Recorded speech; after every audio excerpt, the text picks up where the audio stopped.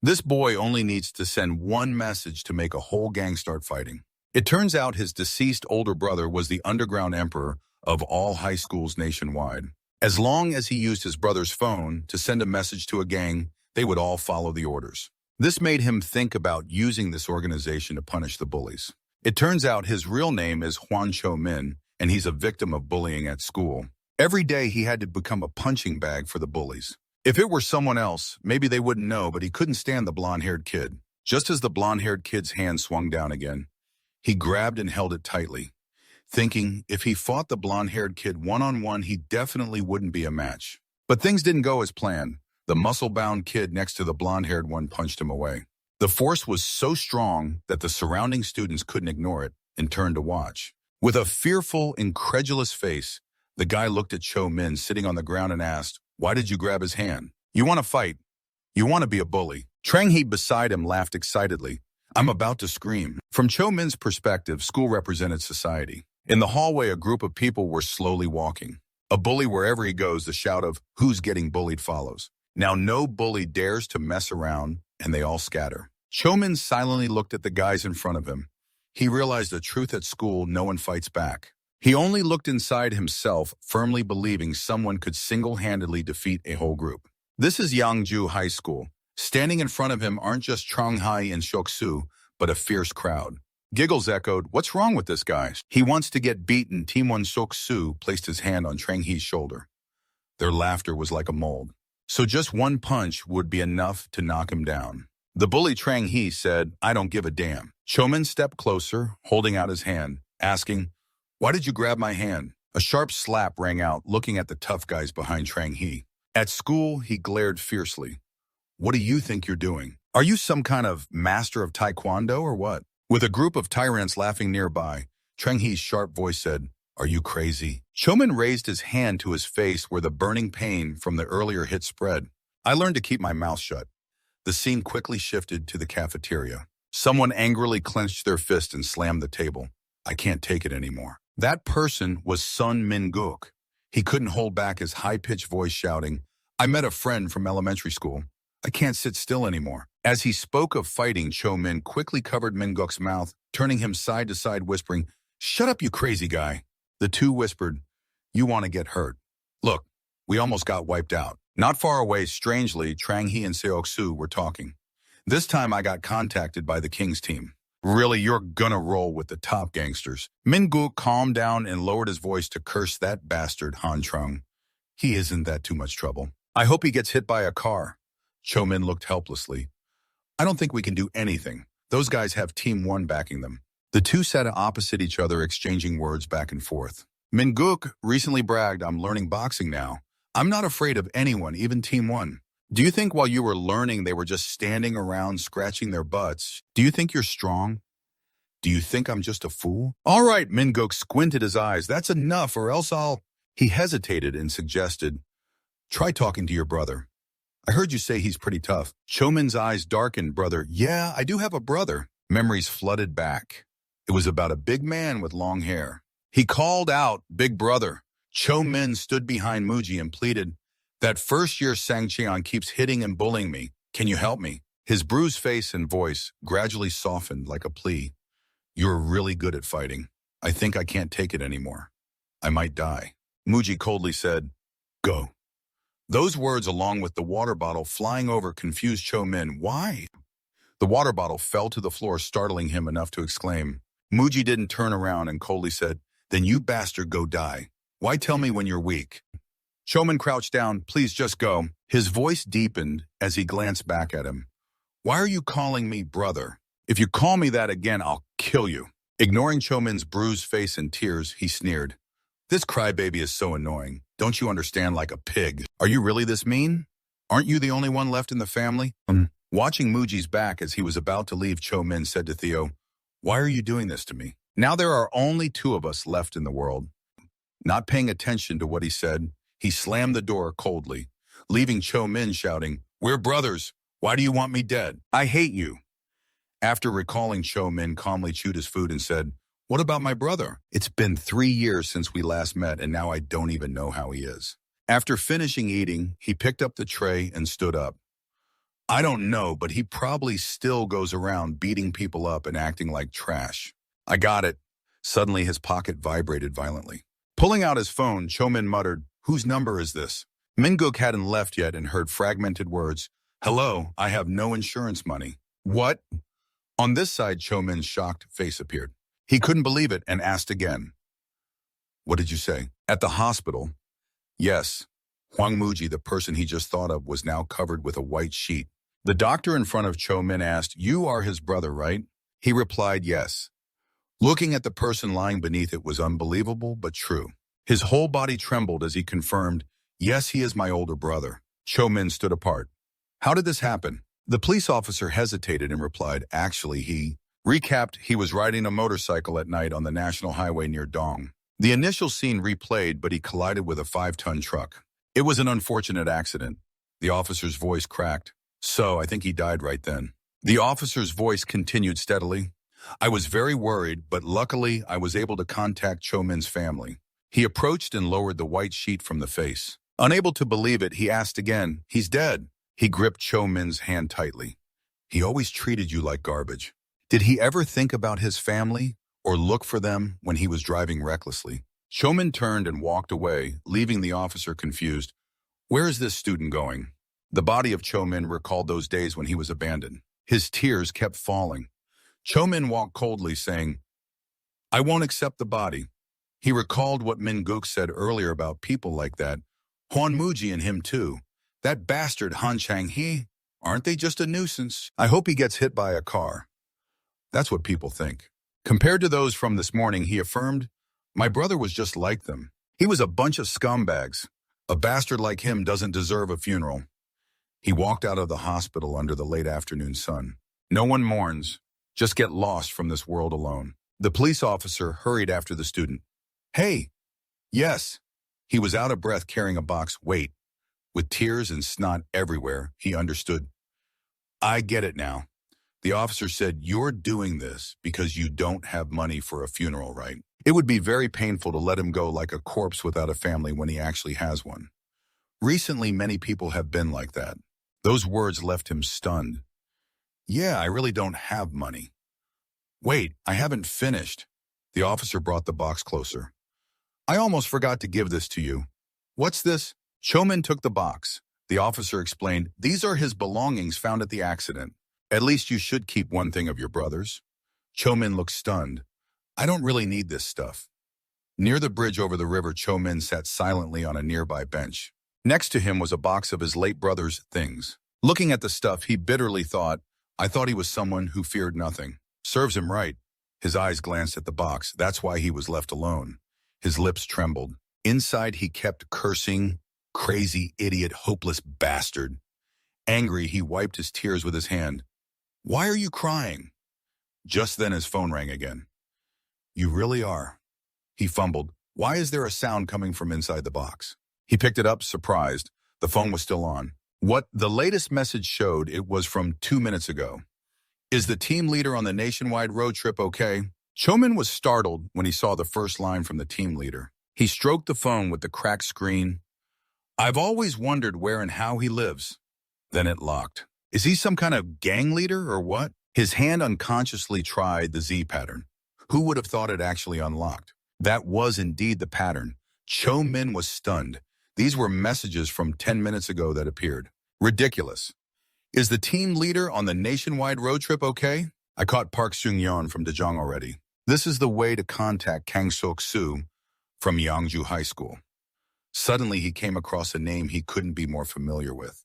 Chomin carefully reread it. It was about how to contact Kang Sok-soo from Yangju High School. Kang Seok-soo from Yangju High School. Chomin tapped the message. It's about how to contact Kang Seok-soo from Yangju High School. That guy has a decent attitude and personality. I'm contacting the organization to recruit him. I'll explain the details later. Recalling the punch from this morning, his head was full of question marks. Kang Seok-soo has a decent personality. He sat down and scrolled down. He looked at the reply message. Kang Seok-soo is a damn bastard. He was killed twice and that still wasn't enough. Chomin smiled softly. Lucky he wrote that. He was startled. No, what's wrong with me? Are these guys the ones bullying me? Chomin began searching to see what else. The pinned chat room at the top was an open chat room. What his hands suddenly froze under the message. Yeah, I got it. Your older brother replied, everyone is gathering at Gapshian High School. See what he found out. He imagined silently, I'll gather you all together and then make sure you get caught. I'll call 911 and report. Suddenly a hand reached near his head. Trang He from who knows where pulled his bangs up. Hello, Juman. The familiar pain made him close his eyes knowing who it was. Han Trang Hai. He leaned in and asked, what are you doing, you crazy bastard? You like being alone, huh? Trang He tugged at his hair painfully. Why the hell are you here right now? He just noticed the box beside him. What's this? Lucky charm for the dead.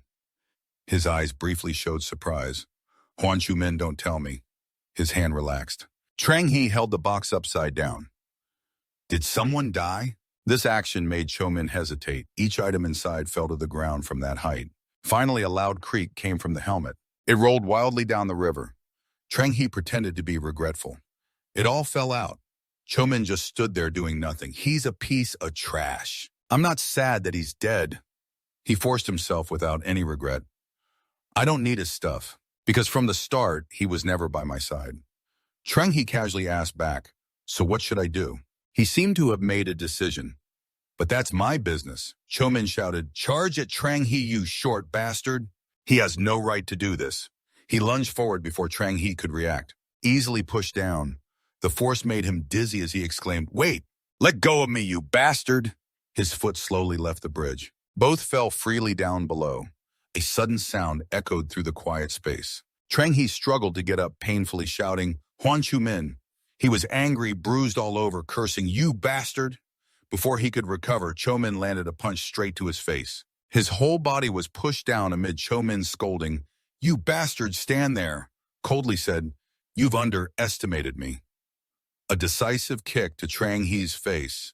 I'm coming. Cho Min seemed out of control. Fists kept falling. How dare you laugh when my family died, you damn evil bastard.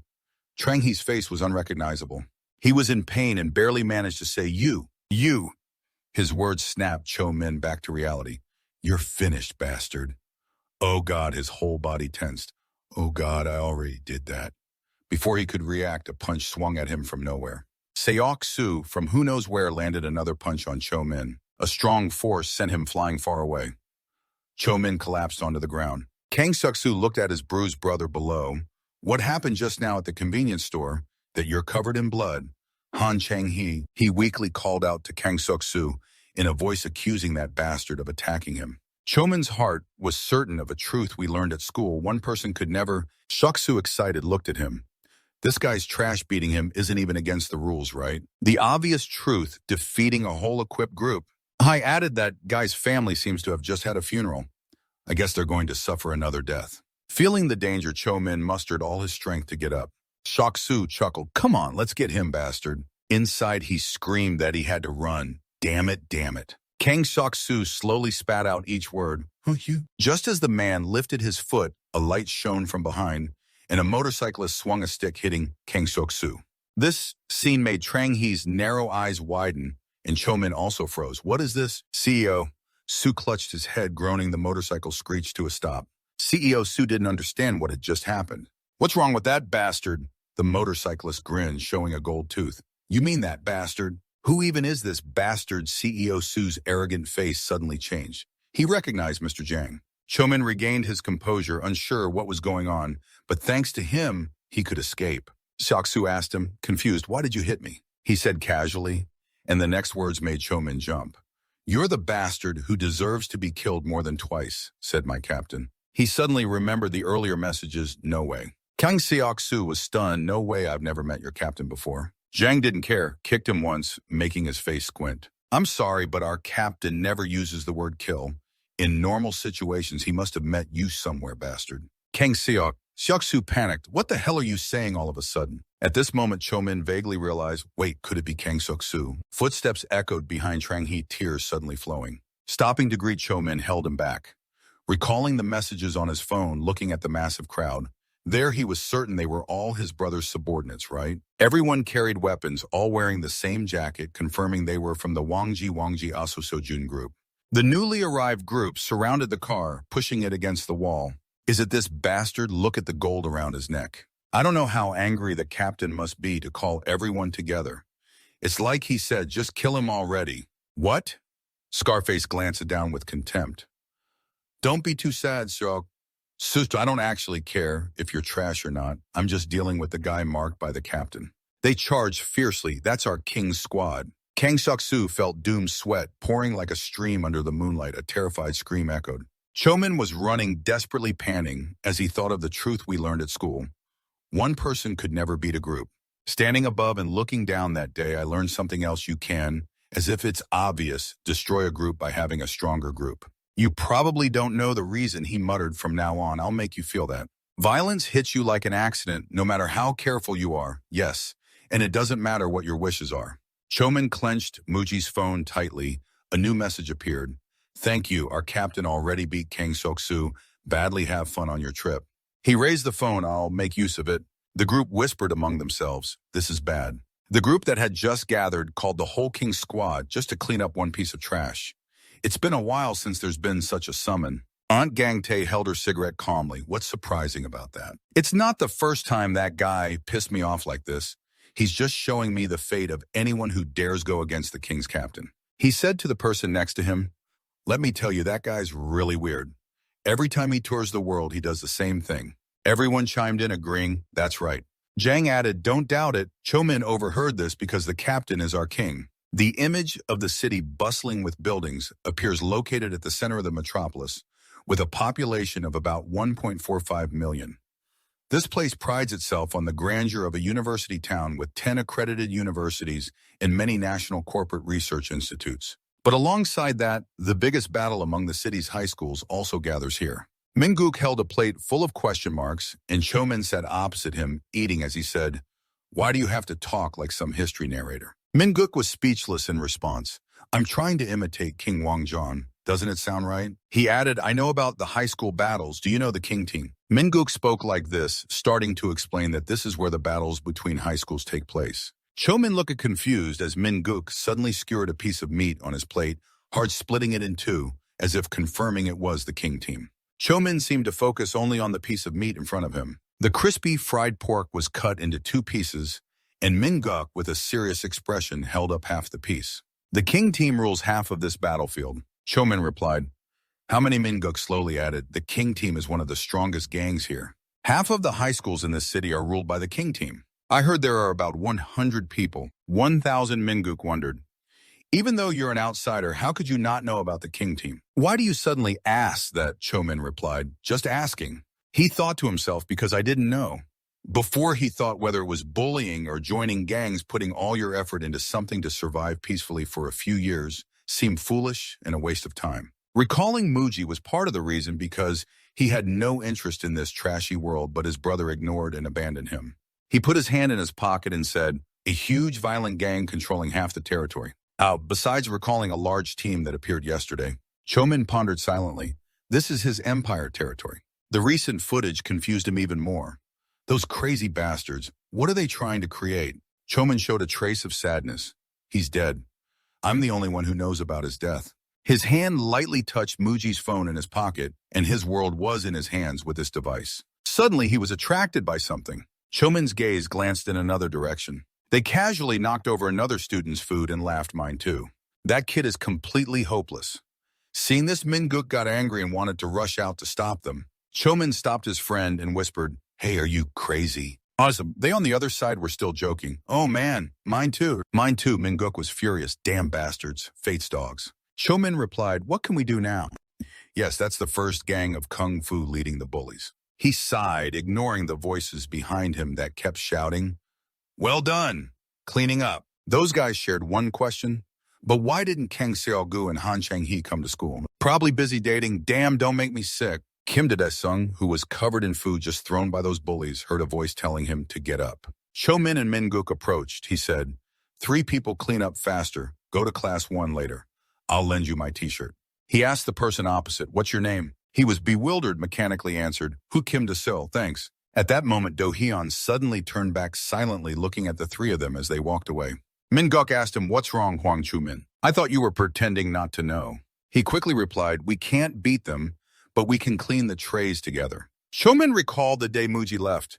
It was like an explanation for his actions. I just can't ignore what's within my ability. Hearing that, Minguk smiled proudly at his friend. The two of them were chatting as they walked. Why are you wearing a bandage? Got a pimple or something? Are you Wang Zion or what? As Wang Zion was walking, Du Hyun, standing in the alley, shouted, Hey, he signaled. Say it again. Minguk doubted and asked back, Me. Du Hyun replied, Both of you surprised. Du Hyun kicked Cho Min's face hard, continuously hitting and saying, What the hell? Minguk was also hit beside him. Who the hell are you to be cleaning tables here? Du Hyun disdainfully stomped on Cho Min on the ground. You planning to steal his job? Don't you know about the unemployment crisis? He laughed. Ah, right, damn sure that's it. In the constant pain he was enduring, Cho Min thought rightly, what would happen if Kang Suk-gu and Han Chang-hee weren't here? Looking up, these trash still run wild at school. Du Hyun angrily said, You looking for a job, huh? He said, All right then, you little chair. At that moment, one of his buddies fell backward. The guy wiped his sweat and said, Did you just hit me? Cho Min, lying nearby, suddenly thought, Damn it. Minguk, in fighting stance, replied, Damn it, I couldn't hold back. Cho Min silently cursed him, that stupid Minguk. He recalled what Minguk had said at the cafeteria. You know I'm an undefeated boxer, right? All right, I'll rise up against them. Said he had learned boxing. Really, Minguk was doing whatever he wanted. Huang Chu Min, I'll rise up even if I get beaten to a pulp. He said to the other guy, You ready? The coach had said, I'm a genius. Du Hyun's junior angrily charged at Minguk. Ah, you're crazy dog, huh? Cho Min, sweating with fear, thought, You really believe that, idiot? Minguk successfully punched the guy hard, sending him flying. Cho Min saw that and gasped, Oh my God. He thought, What the hell? Minguk felt relieved, happily jumped a few times and said, This is the first time you've seen an outsider hiding his strength, right? He doubted inside, Don't tell me it's him. Minguk said, Those who have truly eaten well. Minguk shouted, So clean up your own damn table, genius. But then he got punched by Do Hyun. He casually said, Genius, huh? Do Hyun continuously spoke while punching him nonstop, surely not missing a chance to stomp a kick on Minguk's face. Cho Min sat up, exclaiming, Minguk, you're being way too stupid blaming yourself. For a moment, I felt excited. On the other side, Minguk was still taking Do Hyun's nonstop punches, mocking as he punched back, If you're a genius. Seeing Minguk completely defeated by Do Han, he thought, But the truth is, even if you're an outsider hiding your power, a rebel raising an army. Do Hyun excitedly licked his lips. You could be that. He pressed a burning cigarette to Minguk, a smart dog. Cho Min clearly knew none of that existed. Minguk lay motionless after those hits, unable to fight back, as Do Hyun prepared to shove the cigarette into his mouth. A shout rang out. Wait, wait! Min Do Hyun turned around at the call, replying, What? Do Hyun threatened Cho Min, You planning to turn on me too? Suddenly he knelt before him. No way. Cho Min patted his own back and said, You said I'm the chair, then why don't you sit here and smoke this? Do Hyun smiled with amusement. Minguk shook and called his name silently in his head. Hwang Cho Min noticed he wasn't saying anything and was slightly startled. Do Hyun took his hand off Minguk and replied, This is the first time I've seen someone this dumb.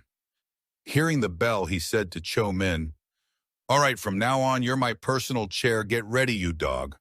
Do Hyun didn't forget to throw the cigarette at Minguk's head as a warning. You too, idiot. He went to his fallen junior, kicked him a few times.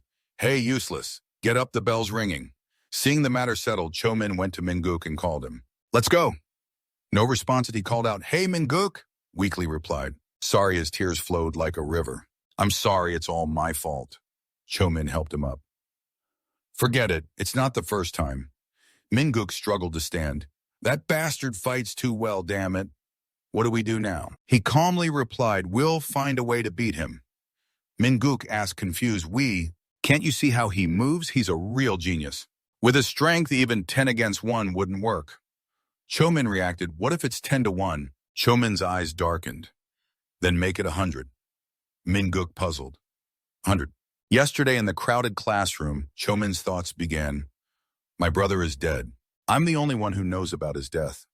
He quietly sat by the window, his world resting in my hands. The phone screen showed 0824. From the hallway, a shadow rushed by, cursing, Damn bastard. Looking at the phone screen, Cho Min wondered if he could do it. At that moment, someone pushed the door open, forcefully cutting through his thoughts. Min gasped and stammered. He went over and shouted his name loudly, Hwang Cho Min. Outside, a crowd gathered to watch. Chomin and Minguk also stood outside listening. Minguk spoke up, "Just look at him." Inside the classroom, Do-hyun was making a chair by himself. Cho Kim Dae-sol sat like a soldier. "What's wrong with Do-hyun?" He asked, "How is it? Is the height right yet?" Dae-sol replied, confused, "Why are you like this?" Do-hyun answered, "It's okay, just relax and sit comfortably." "Do you want me to raise it a bit more?" A subordinate rushed over. He sat down and asked, "Do-hyun, what are you doing?" He quickly pushed Dae-sol away. "Get lost, you bastard!" As soon as he said that, a fist flew in. Something happened to Do-hyun. He punched the guy hard and knocked him to the ground. He cursed, "Crazy bastard." The guy on the ground called his name Do-hyun. "Why did you—" Do-hyun, once handsome, now had a battered face and lost several teeth. Pointing at the guy, he shouted, "You want me dead?" Then he looked around, searching for something. Wait, this is Do-hyun." He started mumbling to himself. "This bastard started it. You know it wasn't my fault, right?" People around were confused. What's going on? Who is he talking to? He remembered the people who got him into this mess. Don't forget, the captain's eyes are everywhere. Do-hyun bowed his head to the ground. He patted Dae-sol on the back and ordered, "Sit down quickly, please, I beg you." Tears streaming, "Please." At 08:25, he became a human chair for first-year Kim Do-sul in Class 4. Everyone was amazed by the scene, mouths wide open in shock. Then Do-hyun kept running across the schoolyard. People above watched him. What's he doing? Looking down on the schoolyard. Oh my God, running across Yongyu High School. Do-hyun was panting, running at 1 o'clock, legs trembling, and without shoes or socks. All of it was recorded. Chomin stood above watching. Only 8 left, huh? Our empire's territory just slipped away. He smiled, thinking, looks like it's better than I expected. I can do it, I will do it. A thought slowly formed.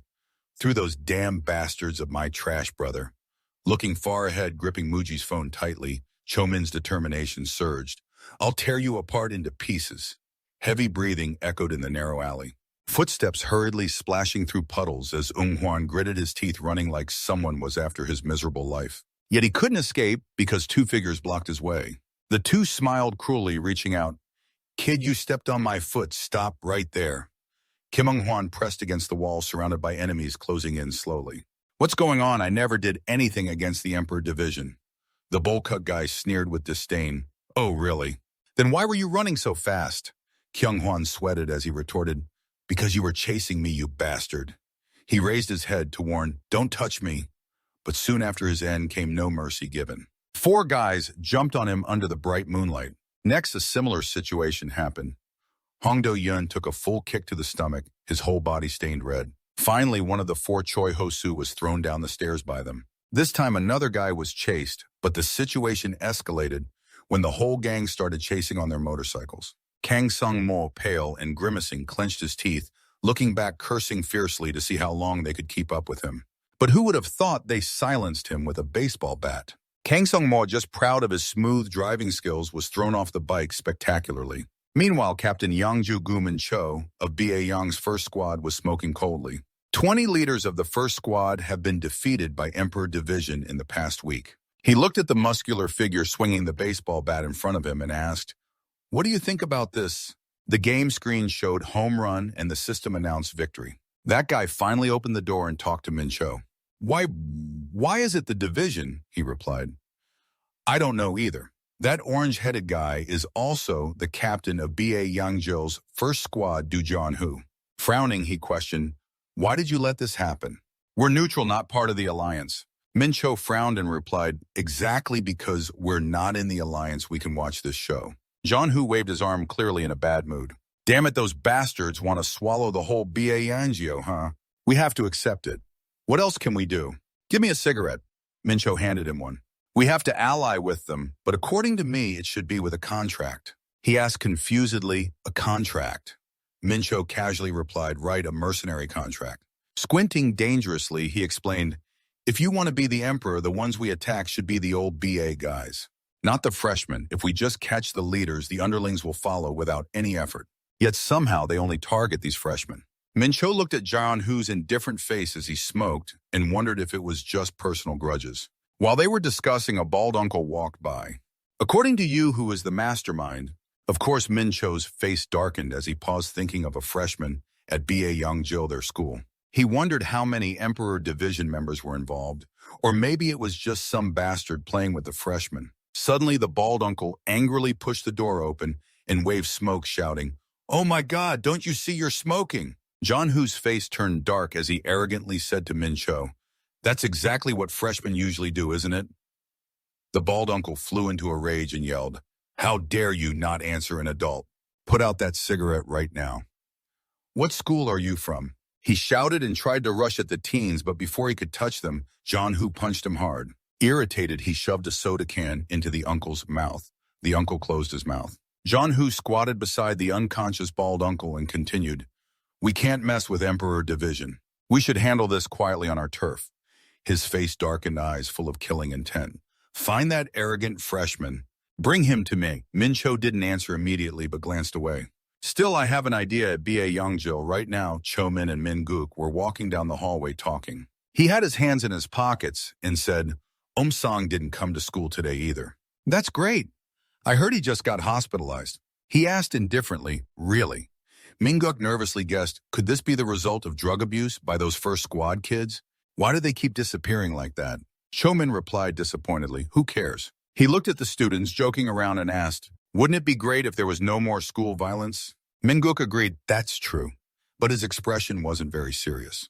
"We can watch those leaked videos of female students without worry." "This is the school." Cho Min glanced with hatred. "Is that all you can think of?" Arriving in front of his classroom, the two immediately split up.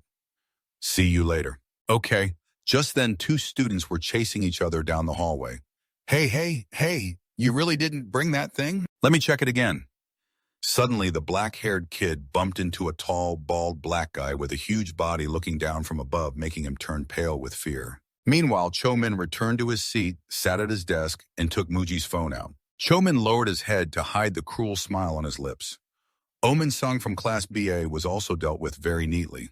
"Well done, guys." Suddenly, a loud noise made him irritably look up.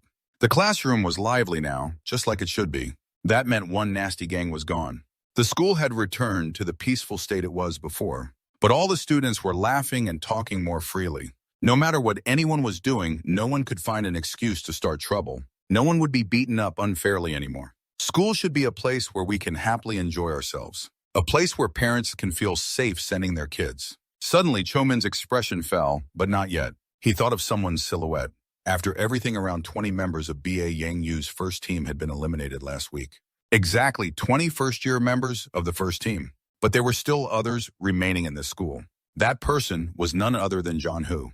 So they needed to be taken out as quickly as possible. He clenched Muji's phone tightly in his hand. And of course, it was only a matter of time. Thinking of the henchman his brother left behind, Cho Min smiled like a wild weirdo. "Muji, my damn brother, what did you do to make your henchman so loyal?" Anyone who dared to doubt his orders obeyed unconditionally. "What a bunch of idiots. I'm really satisfied, Emperor Division. Who would have known I am the one pulling the strings?" He muttered quietly as he thought, "Good next will be." While lost in thought, a serious student interrupted Cho Min. He looked up confused. "Huh? What is it?" The student turned and said, "The homeroom teacher is calling you to the administration office." Cho Min broke out in sweat, stammering, "Huh? Ah, yeah, I know." He felt uneasy inside, suddenly having a bad premonition. Then he put Muji's phone back into his desk drawer. Before leaving, he hesitated and looked back. Finally, Cho Min picked it up and put it in his pocket. "Is it really safe?" After finishing everything, he muttered while walking out, "It's my turn for duty this week." Such a hassle. Suddenly, someone recognized him. A trembling voice sounded, making Cho Min curiously look over. It was the bald black guy. Following that student's lead, he coldly asked, "Are you Cho Min?" He gestured like a kidnapper. "Come with me." Cho Min started to refuse. "The homeroom teacher is calling me." But then he was grabbed by the neck and dragged away. "Do you want to die? Come with me now, in another building on campus." Cho Min frowned suspiciously at the situation. "What's this?" The black guy stepped forward and reported to the man standing on the podium. "Just as you instructed. I gathered them all here." Alongside Cho Min stood 6 others. What on earth was going on? He looked at the trembling person beside him, Kim Jasun. Cho Min stood above and explained all the attention. "I'm a third-year student. Gumin Cho. You're wondering why I called you here, right? The reason I gathered you is to find out who is behind the recent attacks on first-year students." Hearing this, Cho Min immediately tensed and widened his eyes. Cho Min still standing, Bov continued, From the information I gathered, one of you four is the culprit behind everything. He grew more and more anxious the more he heard. No way, how could they narrow down the suspects so quickly? He looked at the sly face of the guy and cursed silently. What do I do now? The guy waiting there right now is definitely thinking that. Let's go back to the day before when Min Cho and John Hu were talking. But it's not just one or two kids at Yangzhou School. This search is like looking for a needle in a haystack. He confidently replied, not exactly. I've already found some possible suspects. Min Cho casually glanced and suggested first-year soldier Do Ho-eun. Remember that kid who ran shirtless on the stadium a week ago? John Hu sneered and also recalled that troublesome guy. It's still pretty funny to think about. Min Cho said that guy had already been hunted down by the Emperor Division. He told how after that performance at school, one by one they were defeated. This story could be turned into a novel by now. Min Cho coldly said, the mastermind must be really enjoying seeing Soldier Du Hon pathetic like a stray dog. So he started using the Emperor Division as a tool to kill off the remaining bastards. Then he looked at John Hu. The fastest way to find that dog is to investigate those who have been bullied since Soldier Do Hon enrolled until last April. John Hu wondered, that must be a lot, right? He seemed to agree. After all, he's only been enrolled for a month. How many could he have bullied? Worth looking forward to. Back to the present. Min Cho stood on the podium looking down at them. Cho Min Tao will give you all a chance. Either you confess yourselves or Tao will make you talk now. John Hu beside him smoked leisurely observing. Min Cho paused a moment, then his face twisted into a crazed sneer. At that time, you'll experience a hell you never knew. After he finished, John Hu also gave a creepy grin. Time passed and the atmosphere grew heavier, pressing down on Cho Min until his face drained of all blood. After a while, seeing no response, Min Cho ordered nobody answer. What a pity. Then there's no other way. Nobody move. Close the door for me, that one. A sound of a door shutting, like sealing off his dark future. Starting with the one in front, Cho Min sweated profusely, bowed his head, trying to think. What to do now? What should I do? Damn it, why does it have to be like this? His fingers trembled uncontrollably, wanting to touch his pocket. He had his phone with him. In front of them, they had already started beating the standing kid. Hey, you brat! Inside, Cho Min grew even more chaotic. But if caught, there's no way he'd survive. I'm screwed. He quickly turned to look at Dasul, trembling beside him. What can we do? What now? He bowed his head again, eyes shrinking from fear. Should I ask the Emperor Division to have a final showdown right here in the Inanzhou lecture hall? How fast can they get here? But if I take out my phone now, wouldn't that be like inviting trouble right here? Cho Min raised his head to see them inspecting the person in front, checking the phone password. He felt a chill down his spine, but still wanted to find a way out. If not now, when you have got to try to know. Wait a second, that side seems distracted. He thought silently that 5 words at Yangzhou School were enough. Just 5 words. If smart enough, they'll do anything to get here. Cho Min waited for the right moment, quickly pulled out his phone. Right then. But right after, Min Cho appeared next to him like a ghost. What's up, dude? He looked at his panicked face with a mocking tone. What are you doing? Min Cho had come to stand beside him and put his arm around him before he noticed. What are you doing? I'm asking what you're doing. His face full of deceit smiled as he pressed. Why are you sneaking around with your phone when I told everyone to stand still? You think my words are shit? Then he looked at Cho Min's blank stare and laughed with delight. Suspicious bastard. Cho Min froze and cursed him silently. When the hell did you get here? Then he glanced at Dasul, who was sneaking a look over here, and mumbled a reply. I had something urgent to check. But he didn't believe it. Nonsense. Let me see. The bald black guy immediately shoved the beaten guy away and turned toward him.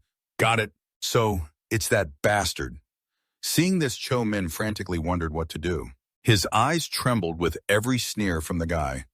Why are you standing there frozen? Inside, he forced himself to think of a way, brainstorm. But Cho Min seemed confident and grinned with satisfaction. Stop trying to think. The guy swirled around Cho Min like a fly. If you don't want to live like a loser, you should think about changing your situation. So you secretly urged others to do bad things. Cho Min pointed his finger at him and scolded, selfish bastard, a coward through and through.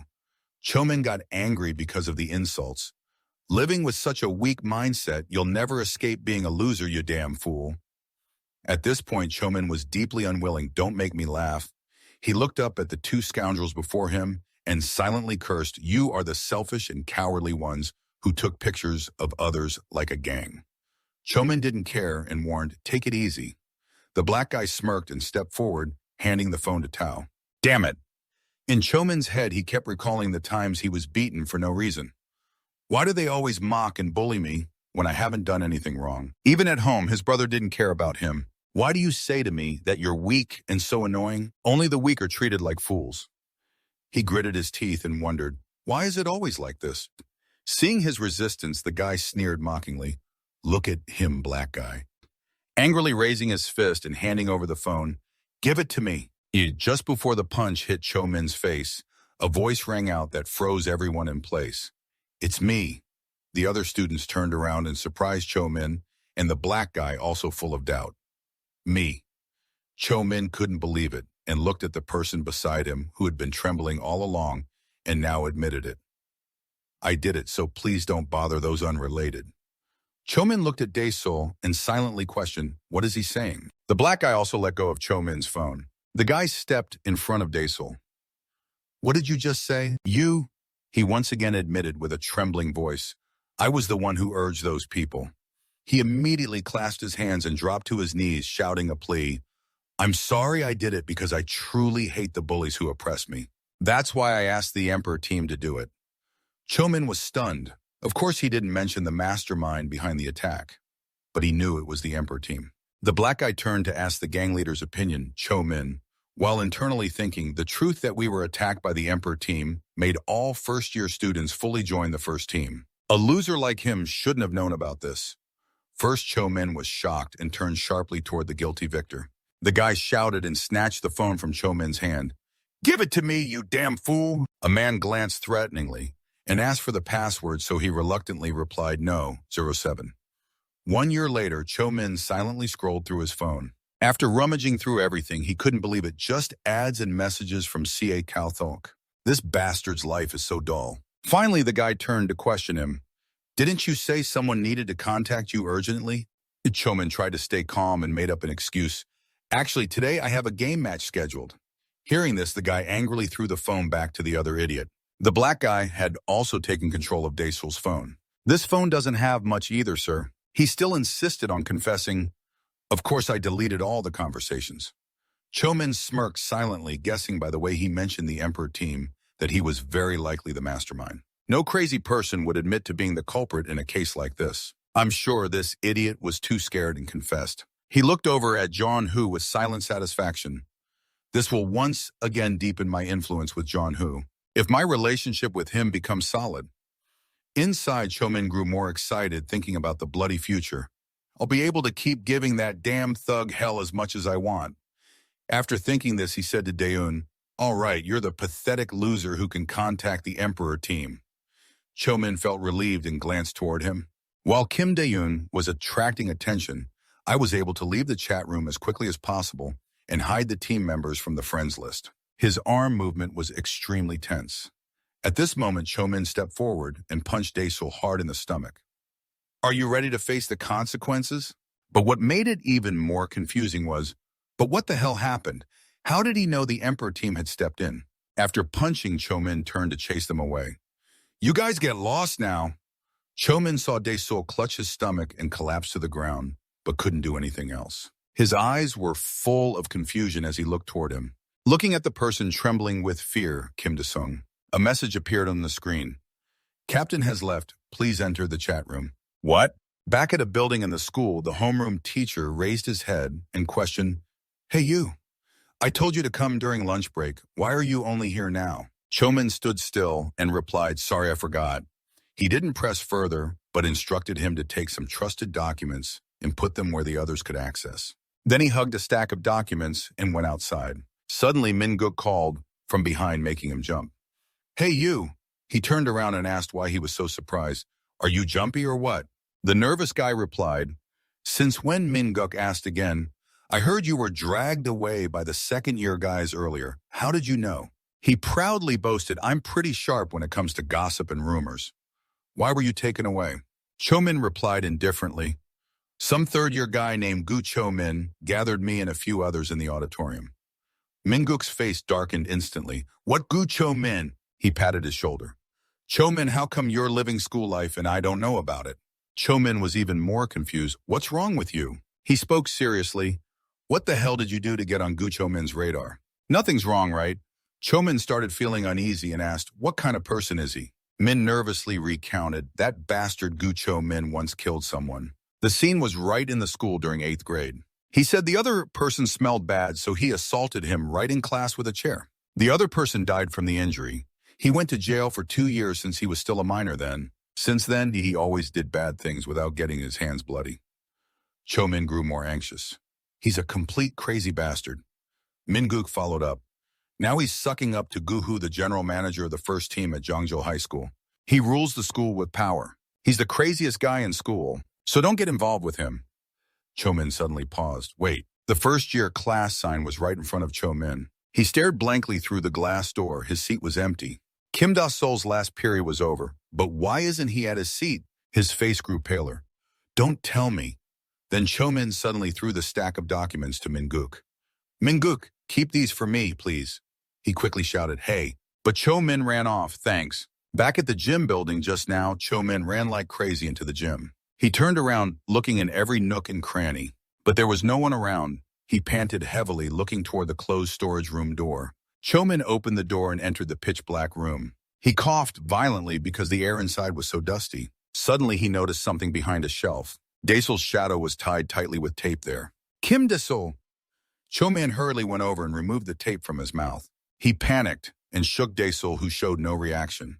Wake up, are you okay? Snap out of it. He raised the swollen, pig-shaped face with an astonished look. I'm Daesol. It's hard even to talk. Why are you here? You're not allowed here. Cho-min clenched his teeth angrily. He couldn't accept it and muttered, why would they do this to you? Then I won't run away from a bunch of ugly bastards. Finally, Cho-min couldn't hold back and asked the question in his heart. Why did you lie earlier? Did you do it? Daesol hung his head as if he had long suspected. From the way he asked, it was clear he did right. Hearing that, he hesitated. But Daesol interrupted him. Don't worry about it. I live with grudges I'll die with. According to him, that must be a lot of money, right? Cho-min's street fighting skills are amazing. He thought to himself, money can't buy that. But how would he know? Daesol smirked lightly and replied, that day when Do-hyun did those weird things, he told me I went up to the rooftop to thank and congratulate you. At the same time, I returned the short-sleeved shirt you lent me earlier. That was when I saw you looking down at the residential area. The guy who had to run around naked, and he still vividly remembers the fierce expression of Cho-min from the royal team. Even better than I expected. Back then, I thought you were behind everything, so I left to avoid trouble if you found out. Until today, when everyone was caught again, I became certain after what happened today that you were the one who incited the royal team to do that. Hearing this, Cho-min froze, feeling completely crushed by his own inner monologue. I should have been careful with the monologue, but I got too excited, really stupid. His whole body trembled as he gritted his teeth in self-blame. But I became like that because I was thinking of you. I'm sorry for running away earlier. But Daesol said it was okay. He recalled the endless bullying days when he approached me then. Cho-min's help was a hope for Daesol. If the three of us work together, it'll be over quickly. Later in class, I'll lend you the short-sleeved shirt. His eyes stared blankly at the person in front of him as everyone else mocked and watched me from afar. Daesol paused a moment and then looked at the person in front of him. You might not see anything special now, but I will never forget this. Then he lowered his head as if holding back emotions. Meanwhile, in his mind appeared the image of Do-hyun kneeling at his feet that day when Kondo-hun bowed to me right in the middle of the classroom. His face was covered in blood and tears. I don't know why, but Daesol felt increasingly satisfied the more he thought about it. He smiled, but his eyes welled up with tears. But it felt damn good. He looked again at Cho-min's astonished face. It sounds weird, but I feel oddly good, so you don't need to feel guilty. Suddenly, the school bell rang. Oh, the bell's ringing. Daesol turned to urge him. Go back to class. I'll stay here because they said they'll take me to the big boss named Do-hyun after school. Well, I don't think they'll kill me, so it's fine. Cho-min interrupted upon hearing this. That's not a bad idea. Daesol wanted to continue, but Cho-min quickly removed the tape from him. You don't need to feel guilty about this. Daesol was startled and shouted to stop him. Wait, what are you doing?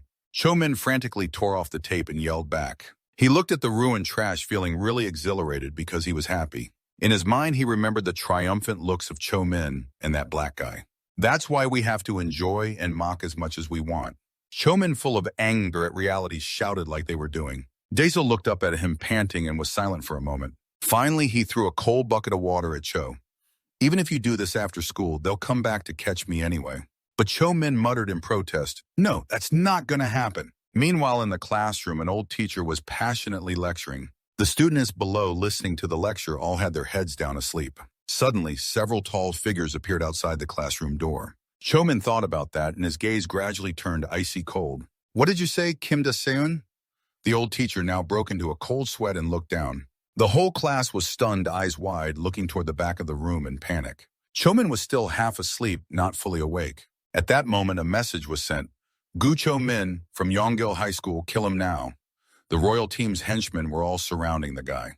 But the tiger has caught its prey, ready to have fun together. Below on all sides, Cho Min nimbly dodged the sudden attack from BA4 group. The teacher and the whole class watched with mouths agape. The guy clenched his teeth tightly. His eyes flashed with a near-mad light. Those who just dodged Cho Min's attack shouted insults. After he finished, a fire extinguisher crashed down on Cho Min's head. The BA4 group rushed in, hitting while continuously shouting, "There you!" Bright red drops of blood quickly spurted out. Cho Min staggered on the floor. Oh my God. A classmate rushed over to the BA4 group, yelling, "Minjo, you bastard!" He hadn't even thrown a punch before taking a full hit from the red-haired guy across from him, charging forward disgustingly.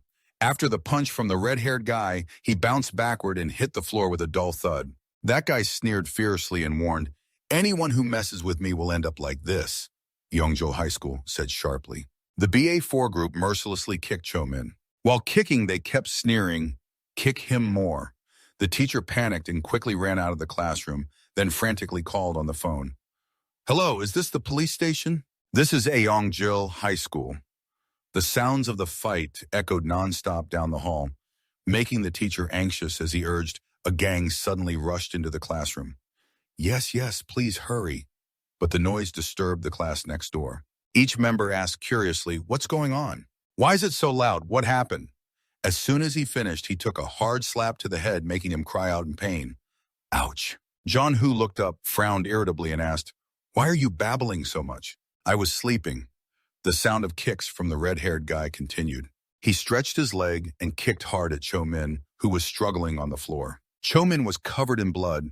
He held his head trembling and kept saying, "Stop, stop." Seeing Cho Min crouch defensively, the red-haired guy teased, "That's right, you bastard. Wait, let me take a picture." A classmate of Cho Min was surprised to see this. "Those crazy guys, but Minjo is begging." Ha ha. They quickly recalled his previous authoritative presence. Gu Minjo, the most influential person in this school. The whole group watched with smug faces and savage grins. Begging. The guy holding the phone smirked and joked, "So dramatic. The captain will love this." Just then a hand appeared from somewhere. John Hu appeared from behind with a fierce look, throwing a punch at the king's team. Before finishing his sentence, that guy flew through the window glass. The sound of shattering glass roared. John Hu appeared and disappeared swiftly, quickly taking down each member of BA4. Painful cries came from them. Another guy rushed in quickly. John Hu shouted at him, "What are you doing here?" Then his fist came down on the face of the incoming guy. Not stopping there, John Hu turned swiftly with sharp eyes. In the blink of an eye, his kick sent the red-haired guy flying. Next, John Hu, with his quick reflexes, grabbed another guy's face, causing his pupils to shrink. With a grunt, that guy's face slammed against the floor. He punched and shouted angrily, "What's going on here? What a damn mess."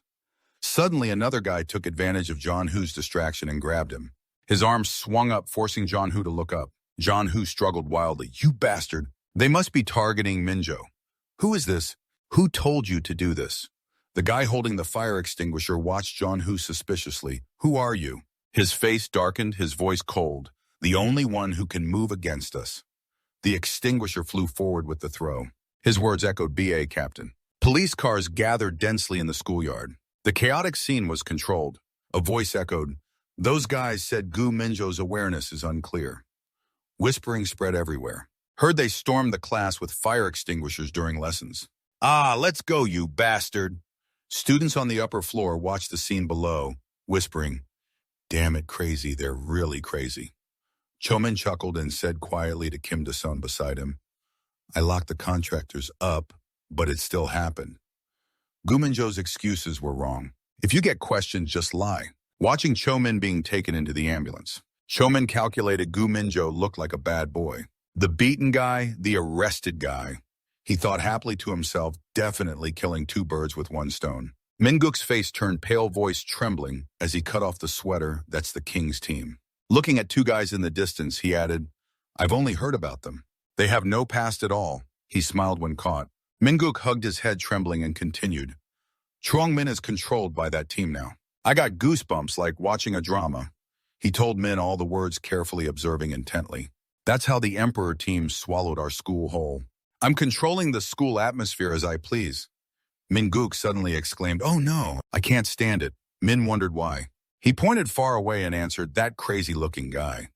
John Hu's silhouette flashed past both of their views.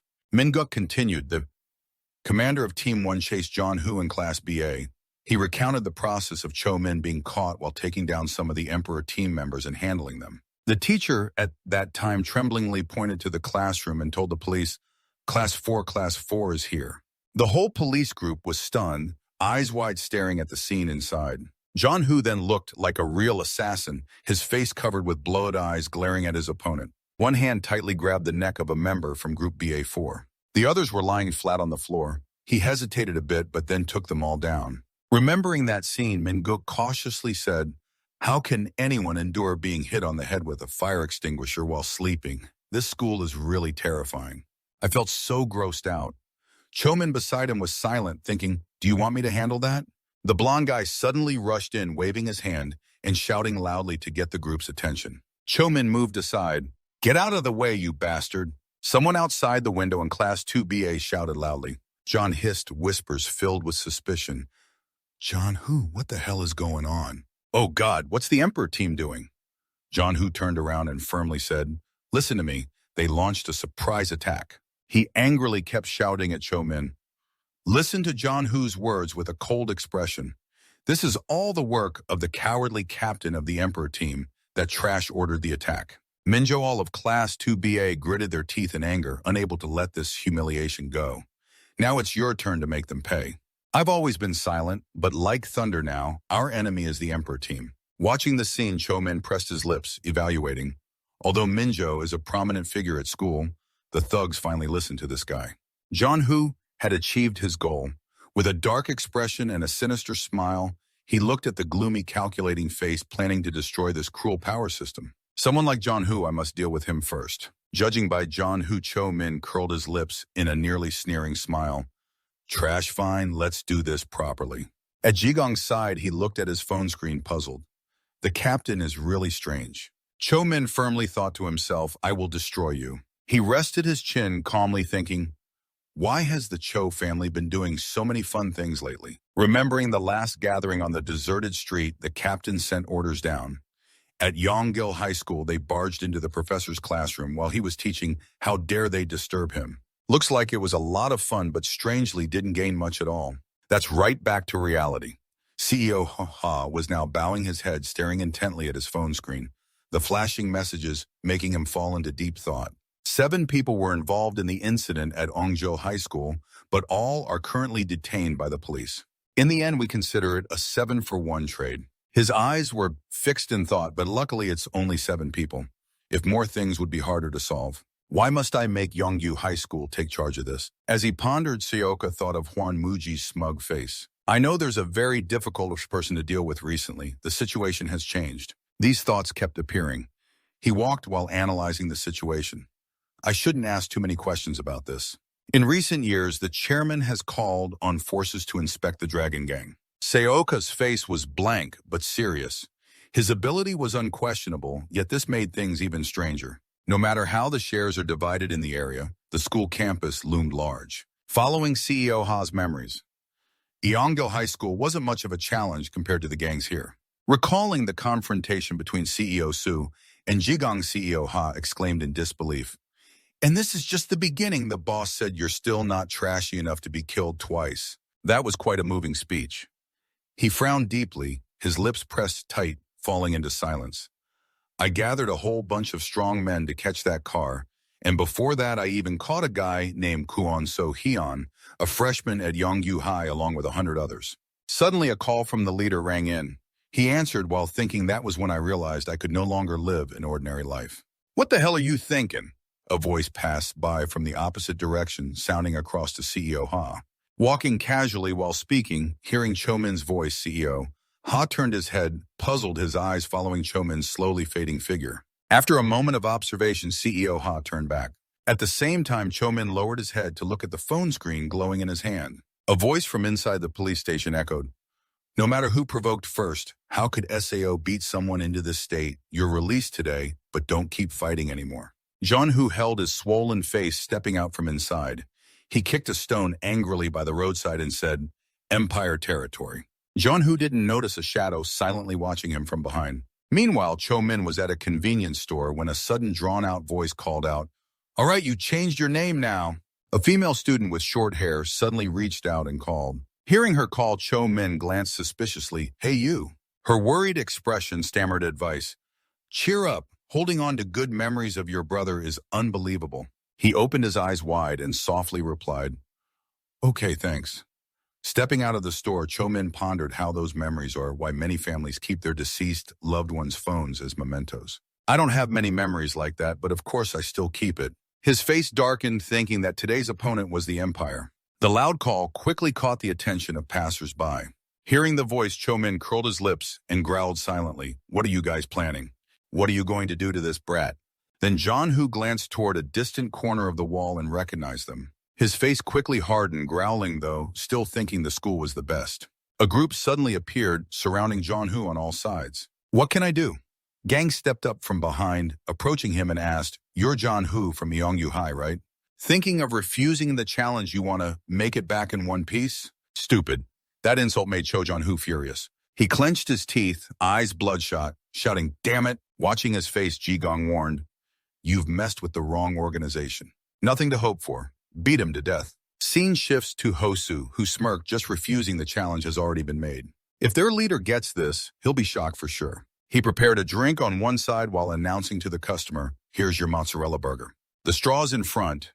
The rest is about taking over Yonju High, which is in chaos. Eyes hidden under Hosu's hat, quickly glanced at his phone. "The school I want is ready. Only one thing is a bit annoying." He swiped the phone screen, wondering lately, "I've been getting calls from someone named Park Seo-ka." Hosu was lost in thought when suddenly the order system announced from territory orders to the nation. "I realized one thing, hand it all to the family." Those guys really have a better system than I thought. What he drew a map on paper. The names were quickly circled with a pen. Moreover, 3 groups have been identified, one of which operates independently. From the map, Hosu analyzed Park Seo-ka is the captain of Team 1. A message appeared on the other end of the line. "From what I know, this guy is responsible for overall staff classification management." From the notifications, CEO Haseho continued thinking it over. "I just decided to intervene, Captain. Are you busy? Speak up." No matter how tough the order was today, it was beyond the limit for the police to step in and stop a break-in during class at this normal school. Thinking there would be risks, I only sent 7 people. And now they have all been captured. I think minimizing human loss would be better. "What do you mean?" Glancing at his serious, thoughtful expression, "If he thinks like that, except when I give him orders, about 5 to 7 people will receive the raid command. This guy must be running the whole team." Holding the phone, Soho whispered, "If there were more teams today, Gun-Hu might get beaten up like Guminjo. I just need to blow up the school. If there are casualties in the Emperor team, that's on me. I need to say something." Dissatisfied, he thought further, "I don't know how you two talk in the chat room, but I'm the captain. Since when did you start talking to me like that? Would it be useful if I say this?" The announcement sounded, and looking at it, Du Hong's eyes widened in surprise. A message from CEO Ha, confusingly asking him, "What are you talking about, Captain? Why are you talking about that?" Soho bit his lip, tightly pale-faced, struggling to speak. What the hell is this? Are they friends? Looking at each line of messages appearing. Soho screamed in fear. I should be careful when he talks without honorifics. Last time I sent hundreds to catch and kill a 5th-year named Kendo Hyun, the commander of the first squad. From now on, I will manage the members more strictly. I know you're hiding something, but it's my duty to help you choose the right path. Damn it. Soho frowned, thoughts pouring out nonstop. If they are on equal footing, here is your food. It's best not to cause conflict. Standing behind the checkout counter, Soho quietly thought he could feel something strange. If I try my best, if it already happened, I need to read that guy's mind. A friend resting his chin, speaking confusedly, his sudden voice startled. Soho. Number 1. Number 2. What's that? The friend glanced at Soho and quietly asked, have you been playing this game lately? He stammered in surprise. Yeah. Then the friend quickly left, leaving a warning. The friend's words snapped. Soho awake, don't get too addicted. That's right, I don't need to make a big deal out of it. Soho calmed himself down, reminding himself that Dojan Hucho Jigong would handle it. The commander of Squad 2 recalled Jigang's smiling face. Soho continued. Yes, last time I saw that guy at Gamcheon Bridge. The message seemed to remind Soho.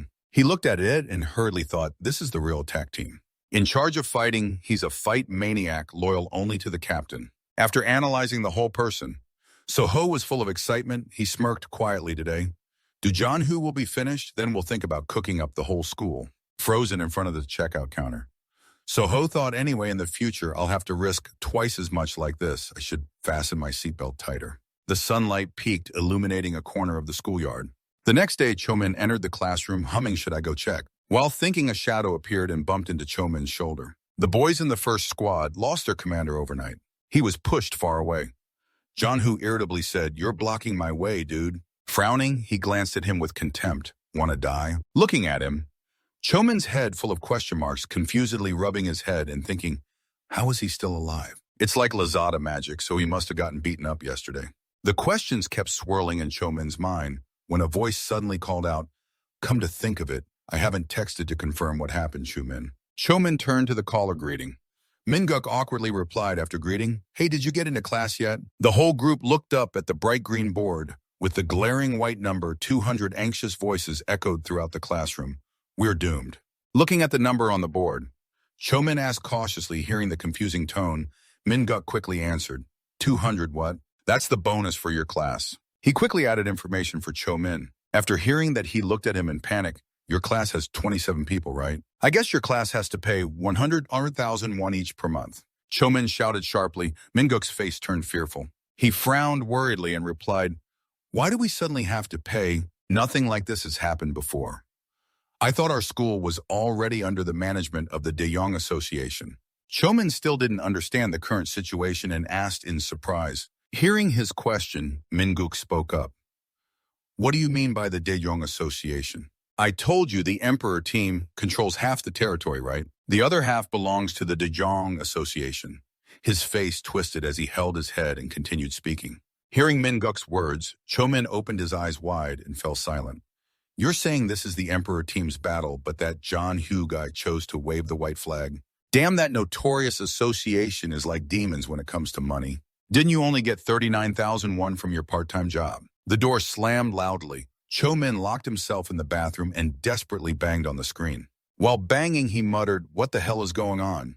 Kwang Jigong, what the hell is going on with you? A reply message from Ji Gang sounded a notification. Captain, about that. Chomin's expression turned gloomy. He bowed his head, recalling the situation from yesterday. To John Hu, I already sent them away yesterday. Why did a rabbit suddenly jump out? Yoon Tak approached from afar, smiling and asking if his friend was okay, his confident tone reminding Jigong. After hearing him, the other guy mocked back. John Hu is about to become the Deyong Association's bodyguard. Do you think I'm crazy? Yoon Tak smirked, confidently challenging him. Jigong replied calmly, if you mess with him, you'll get into trouble. Fine. He recounted the whole story to Chomin. Of course, I thought after arguing, we could fight like I wanted. What about that guy? You're too insolent, come on. Then CEO Ha stepped in to stop it. Park Seo-ka has intervened. Let's go. After CEO Ha spoke, Eun-taek smiled with satisfaction. Of course, he's the only one still normal on the team. I think Seo-ka decided this isn't a fight worth having. Hearing the vo report from Dui Gang, Chomin gritted his teeth and angrily cursed that guy, saying he'd call him out, but never did anything. Damn Park Seo-ka. His face darkened. His whole body looked gray as he took each step. If that guy wasn't on the first team under John Hu, he wouldn't have been taken away by the association. What am I supposed to do now?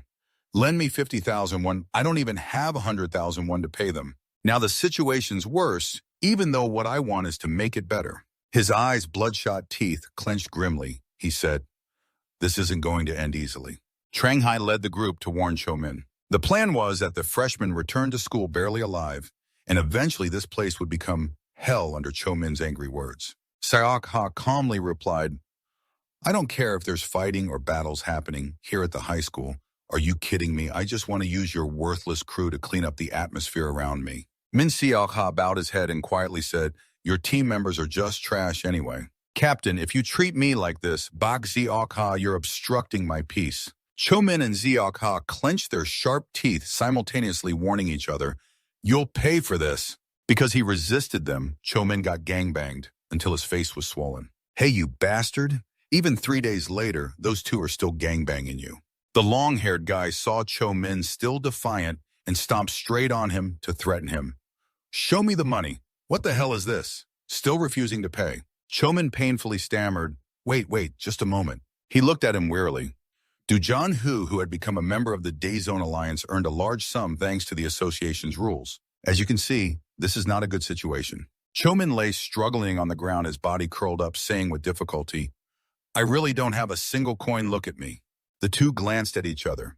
John-Hu doubted, you don't have any money. Suddenly, a moment later, a phone notification announced a transaction with Do-John-Hu was completed. The two thugs took the money and swaggered away, mocking him. If you'd sent the money from the start, wouldn't everything have been settled? Now you're just pretending you don't have money. The one whose name I don't know then forced me to voluntarily transfer money. Damn it, 100,000 won every month. Chomin struggled to get up, only blinking as he watched those people leave, feeling nothing but resentment. In the end, someone who knew that if you don't have cash, you can transfer money through your account finally showed up. My efforts over the past 3 days have been useless. I can't believe I've been exploited by these damn fools. Powerlessly looking at his account balance, Chomin felt regretful. That money made up half of his monthly living expenses. If I hadn't transferred it earlier, the amount might have even doubled.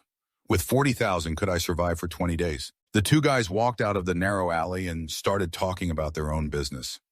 The long-haired guy asked if he wasn't awake yet. What about John-Hu? The other guy honestly replied that he said he felt very sorry for having allied with the association. He's probably asleep now, and he said he wants to fight on his own. The long-haired guy laughed mockingly, saying it was ridiculous. Hearing that conversation, Chomin felt both scared and confused. What should I do? He sank into his own thoughts.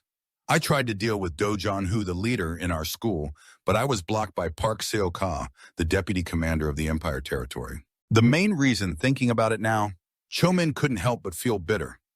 The top team at Yeomji-yu High School, led by Do-John-Hu, did this because he joined a powerful alliance called the Daejong Association. CEO Ha's expression and warning that attacking Do-John-Hu, who joined the Daejong Association, would lead to unnecessary trouble. Park Seo-ka restrained himself because of that. At this moment, Chomin looked at his phone screen with disdain. You're making me laugh so hard. He read the entire conversation and, judged looking at the messages, I guess he has a very deep relationship with the Emperor team. In other words, the unnecessary troubles or anything similar are just a valid excuse. On the screen displaying the conversation between Seok-ha and Muji, what nonsense is this? Why are you saying this? Chomin imagined the confrontation between these two and felt smug. I'm the one who started this.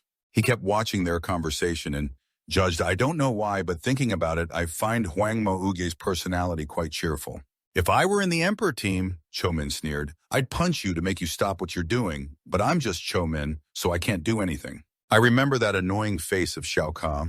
I'm frustrated, but if I keep doing nothing, he'll get more confident to start trouble, and then no Empire territory will remain. Looking at the glowing phone screen, Chomin confidently said, this is my gun, a very useful tool that kills people just by pointing and shooting. He arrogantly thought whether the gun shoots by itself or not, I shouldn't decide where it should shoot or when to hold the bullet. If the gun goes crazy, then I don't know what the hell to do anymore. Lost in his thoughts, a loud shout from outside startled Chomin's attention. A freshman peeked out from the bathroom door and asked, what are you looking at? In the hallway, everyone was as curious as Chomin, also peeking out to watch. At the end of the hallway, a group of people was marching angrily. The leader ordered them all to shut up. Seeing the speaker, Chomin was surprised. Do-John-Hu coldly declared, I have something to tell you guys. Then he turned to his underlings and asked, hey, the teacher's in the meeting room, right? The other guy sneered and replied, that's right. Immediately after John-Hu ordered to call them in. Chomin was surprised. What are you planning to say? A group of people entered, accompanied by shouting, urging, hey, you guys come here. Hurry up, move your hands and feet. It turned out this group was forced by them to strip and parade down the hallway. Students watching this scene were utterly shocked. Chomin too? This is crazy. John Hu looked pleased watching the group and threatened everyone around. You guys commit crimes but refuse to pay up. Remember this well. The guy raised his voice, threateningly shocking everyone. If the representative joins the Daejeon Association, then the whole school is considered part of the association. If you guys are part of the association, you won't get beaten up at school. Chomin sitting in the room heard him say that and got extremely angry because of John Hu, that bastard. What is he saying?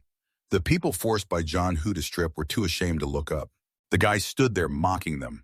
That's why the association needs a ticket fee. These shameful people want benefits without paying. Chomin glared angrily, staring outside. From the group forced to parade, he recognized someone. Chomin lowered his head, silently thinking how humiliating it was. John Hu continued to threaten. If you don't listen to me one more time, next time it won't just be a punishment like this. One of the Daejeon guys ordered go straight to the end of the hallway. Chomin immediately recognized their intention. Nobody wants something like an association ticket. Extorting money and turning others into villains, huh? He looked on with anger, but couldn't do anything, his heart burning with determination. I need to hurry. I have to do something about this. A photo of the Selka gang appeared. Chomin focused on Zhang to the right of Huang Muge. He zoomed in on CEO Ha's face. So the guy on the left is going to get beaten. That day hasn't even come yet. Turns out this photo was on the phone. Chomin curiously searched through the phone. There must be info about Park Selka. He nervously scanned the data on the device. I have to find evidence for Park Selka to crush Du Guhu. But contrary to those hopes, Chomin was disappointed by what he found on SNS. Of course, there were only basic apps. Wait, is there some kind of clue here? Suddenly, he found something interesting. On the screen appeared a hidden album file with images of CEO Ha and a strange girl. After opening the file, Chomin examined the photo carefully and was surprised. At this moment, CEO Ha was reading a message on the device. Last time I sent hundreds of people to capture and kill a first-year student named Kwon Do-hoon. As the captain of Team 1 from now on, I'll manage the numbers more strictly. I know you're hiding DMTO, but I have a duty to help you make the right decision. He glanced at the message, feeling strange and thoughtful. No response after that. Usually he talks nonsense on the phone. Suddenly, a voice rang out, catching CEO Han's attention. Hey, that girl is Kang Jujong. She's bullying another student with her friends. Would you mind if I borrow your lipstick? The girl in front didn't respond. Jujong angrily swung her hand to slap that trashy girl. Just then, Seok Ha came over, reminding her to leave quickly and go watch the opening scene. Jujong quickly left the scene. Okay, fine. Suddenly, he focused on the girl being bullied. Looking at her face, he suddenly thought of Imperial territory. Jujong immediately realized the two were looking at each other. She angrily slapped the girl's face. What are you looking at? The friends gasped. Oh my God. After leaving, Seok Ha advised her to calm down a bit. Jujong whined, linking arms with him. I thought you liked me because I'm tough. She curiously asked Huang Muge if he had gone on a trip yet. He probably likes driving a lot, right? She saw the car and hummed in response. She continued probing. If an accident happens, would my brother become #1 on the team? He frowned warningly. You shouldn't say that. Seeing his bad expression, Jujong immediately changed her tone to defend herself. No, I mean, I don't want to be a fairy. You still love me, right? Seok Ha sighed and continued the conversation. All right. 2 days later in the afternoon, while on the way to school, Min-guk complained that he didn't want to go to school at all. Suddenly, Chomin asked, Hey, what did you say about those guys showing off their shorts at Nam High School? Who started the rumor that he was going to destroy everything? It turned out he once said that when he was robbed at home, he tried to fight back first, because the robber was too strong. You know how much I got scolded for losing the transplant money, right? Min-guk immediately realized what he was saying and honestly replied, If there's a weapon involved, I don't think it would have made much difference anyway. He was frustrated and complained like this, I have no choice but to live as a law-abiding citizen, someone who diligently pays taxes to the king. Chomin looked at the people ahead and asked, Do you want to go eavesdrop? Min-hyuk was surprised by the question. What? At that moment, Seok Ha's phone rang. The screen showed an unknown number. He picked up the call. The person on the other end urgently asked, Are you there or not? After the other side finished speaking, Seok Ha interrupted. I'm Kang Ju-yeon's boyfriend. Immediately after the other side said something that shocked him. At this time, Chomin led Min-guk behind an abandoned building. He was amazed when he heard the whole story from him, because John Hu was about to get beaten. What do you mean? The two sat hiding, peeking around to check the situation. Min-guk couldn't hide his curiosity and kept asking, Who would dare to beat someone backed by an association? Chomin stared ahead and said, Wait a bit longer. You'll understand soon. While waiting, he compiled all the information and circumstances he had gathered in recent days. Minjo was still unconscious. John-Hu was extremely sensitive. At that moment, strange noises came from in front of the two hiding. John-Hu, seeing this, angrily cursed, "Shut the hell up, will you?" It turned out the noise was from Jujong. She was tightly tied up and gagged. Despite what the guy said, she still screamed. John-Hu angrily ordered her to shut up. He looked at the situation and felt lucky that Ba Park Soka had a girlfriend. Those things are pretty useful, you know. Chomin smugly said, "I want to make the most of these 3 pieces of information." John-Hu couldn't stay calm anymore. "You bastards. I know everything. I want to guess what you're thinking, but I can't take it anymore." He hastily pressed his face close to Juji and asked anxiously, "I heard you're Gumanjo's girlfriend." Chomin arrogantly admitted, "I lied to her." Surprised by his words, she struggled fiercely. John-Hu was foolish at thinking he was right. "Stop playing dumb. I heard you were really scared of Park Seo-ka." He looked at the guy's attitude with great satisfaction. That lie was pretty provocative. Chomin recalled his own tactics, of course. "A few days ago, I got Do Jian-Hu's account number, changed the deposit slip, and sent the money anonymously in a very secure way." He was lost in thought, wondering if Do Jian-Hu would believe that anonymous deposit slip. "I think Do Jian-Hu has crossed the line." At this moment, he was still standing there yelling at her. That's why he attacked Ju's school, just because of a damn girl. He seemed to predict John-Hu's next moves. Surely he had taken the bait, but he was still satisfied with his plan. "If I've made it this far, I don't care if it turns into a misunderstanding or not." Suddenly, a loud noise attracted everyone's attention. The person was none other than Seok-ha, who had just taken down John-Hu's henchman. He was glaring fiercely at the guy, his face turning, grim eyes narrowing, speaking harshly, "Are you all crazy?" Witnessing this, Cho-min was delighted. The situation made you stare in disbelief. "Look at this." Min-guk stood behind, watching the scene curiously. The Empire's territory is right here, isn't it? Where he couldn't see, Cho-min put on a sinister expression. There's no reason for Park Seo-jang to attack Do Jian-Hu.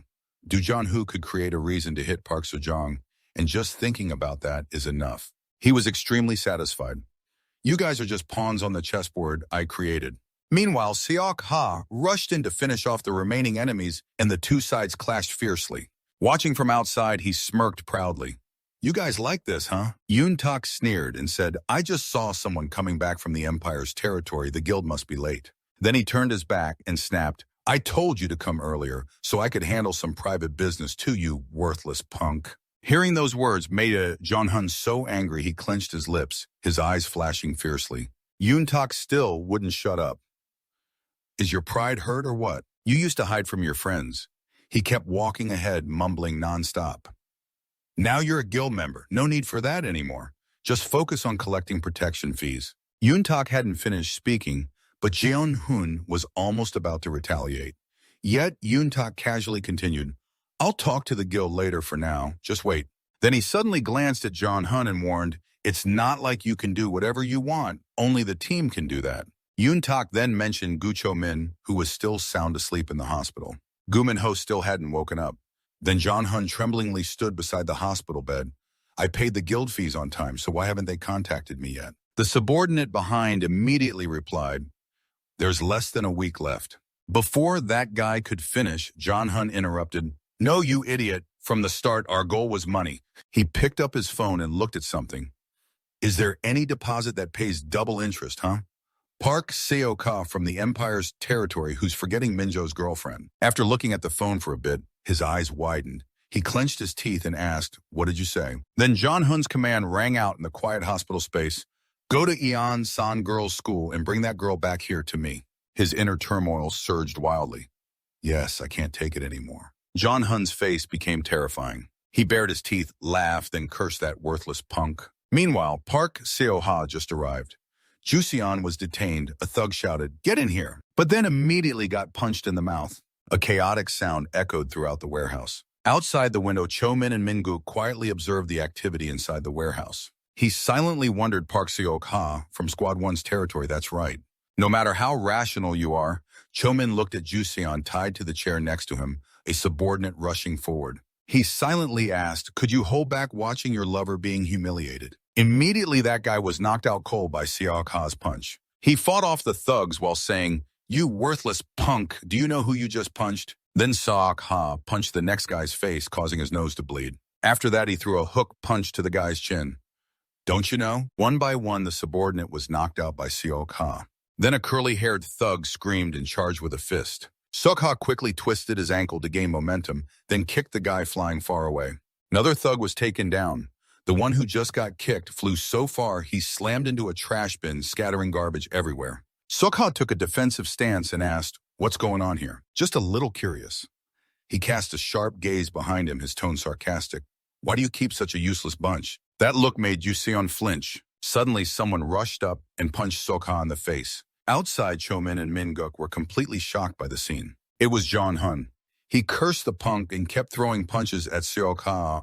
"I never liked you before, and now."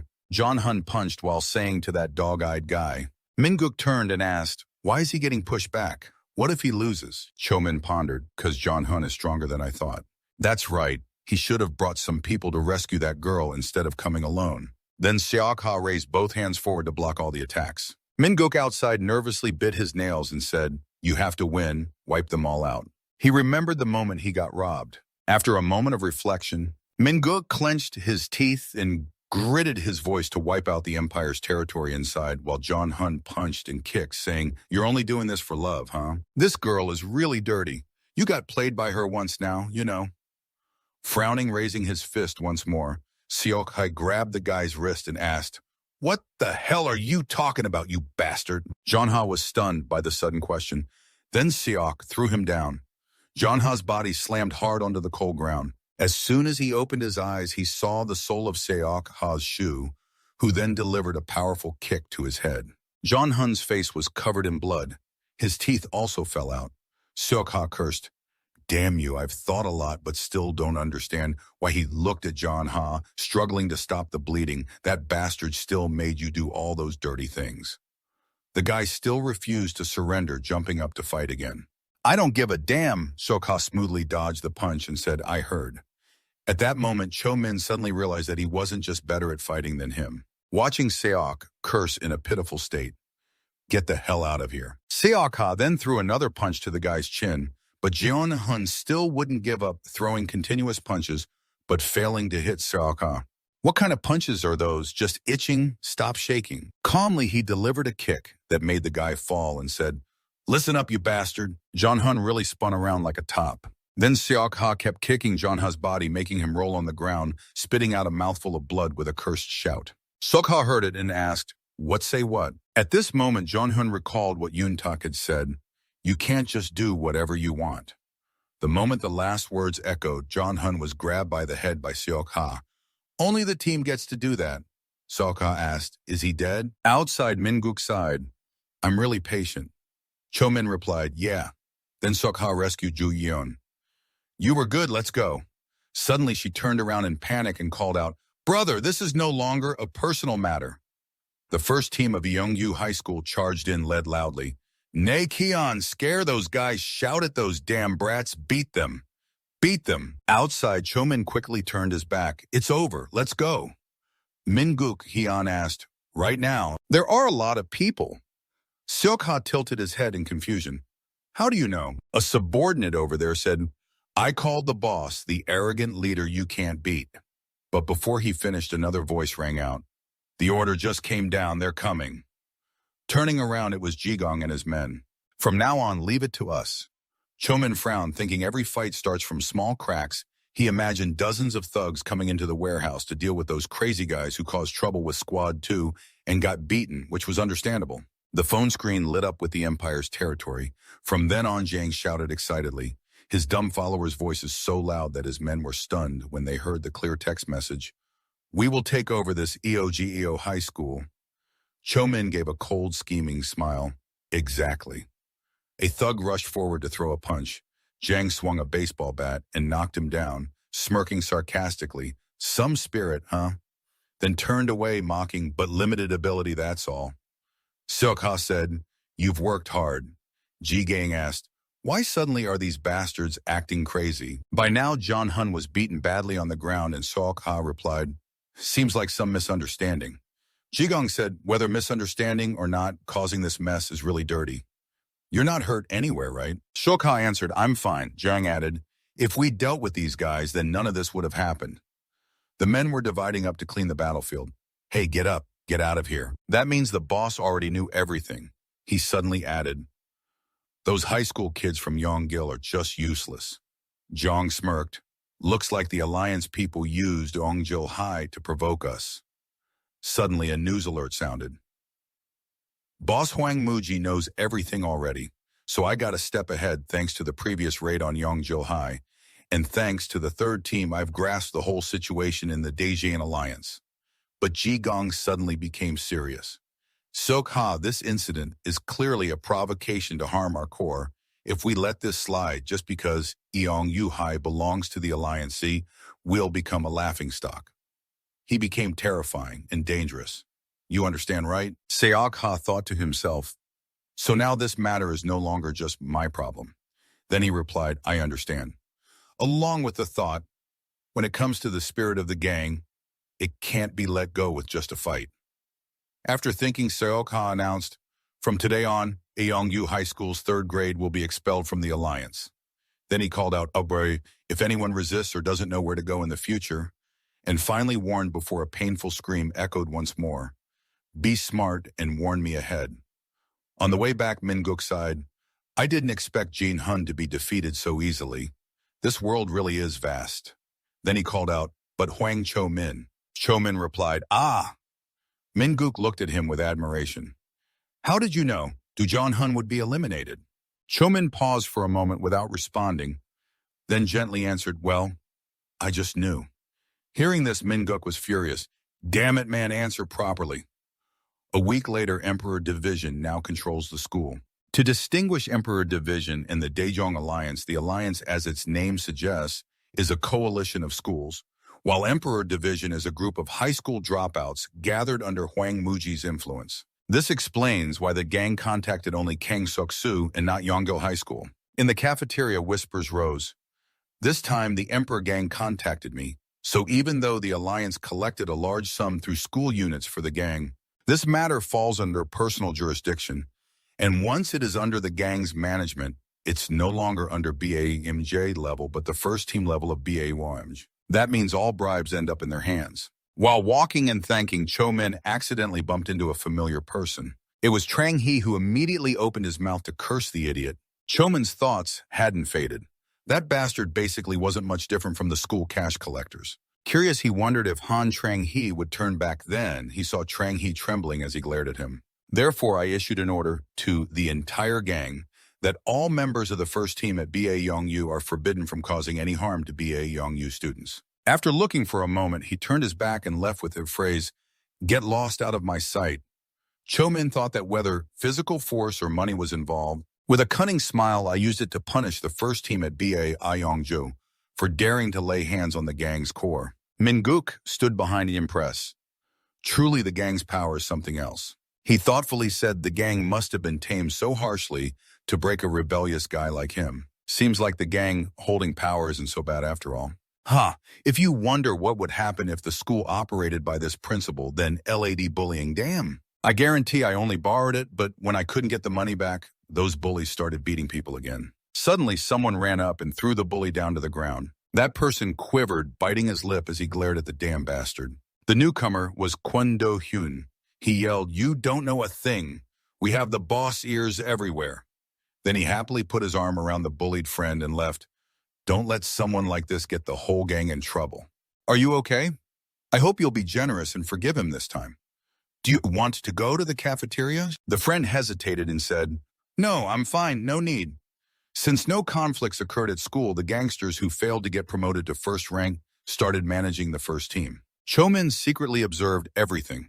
Kwon Do-hyun was useful. He felt relieved. Finally, it's done. The school has returned to its original peace. Cho-min held his phone with a shattered screen in his hand. He smiled, thinking that now he just needs to keep playing the manager's role to maintain the status quo. Then Cho-min hesitated for a moment.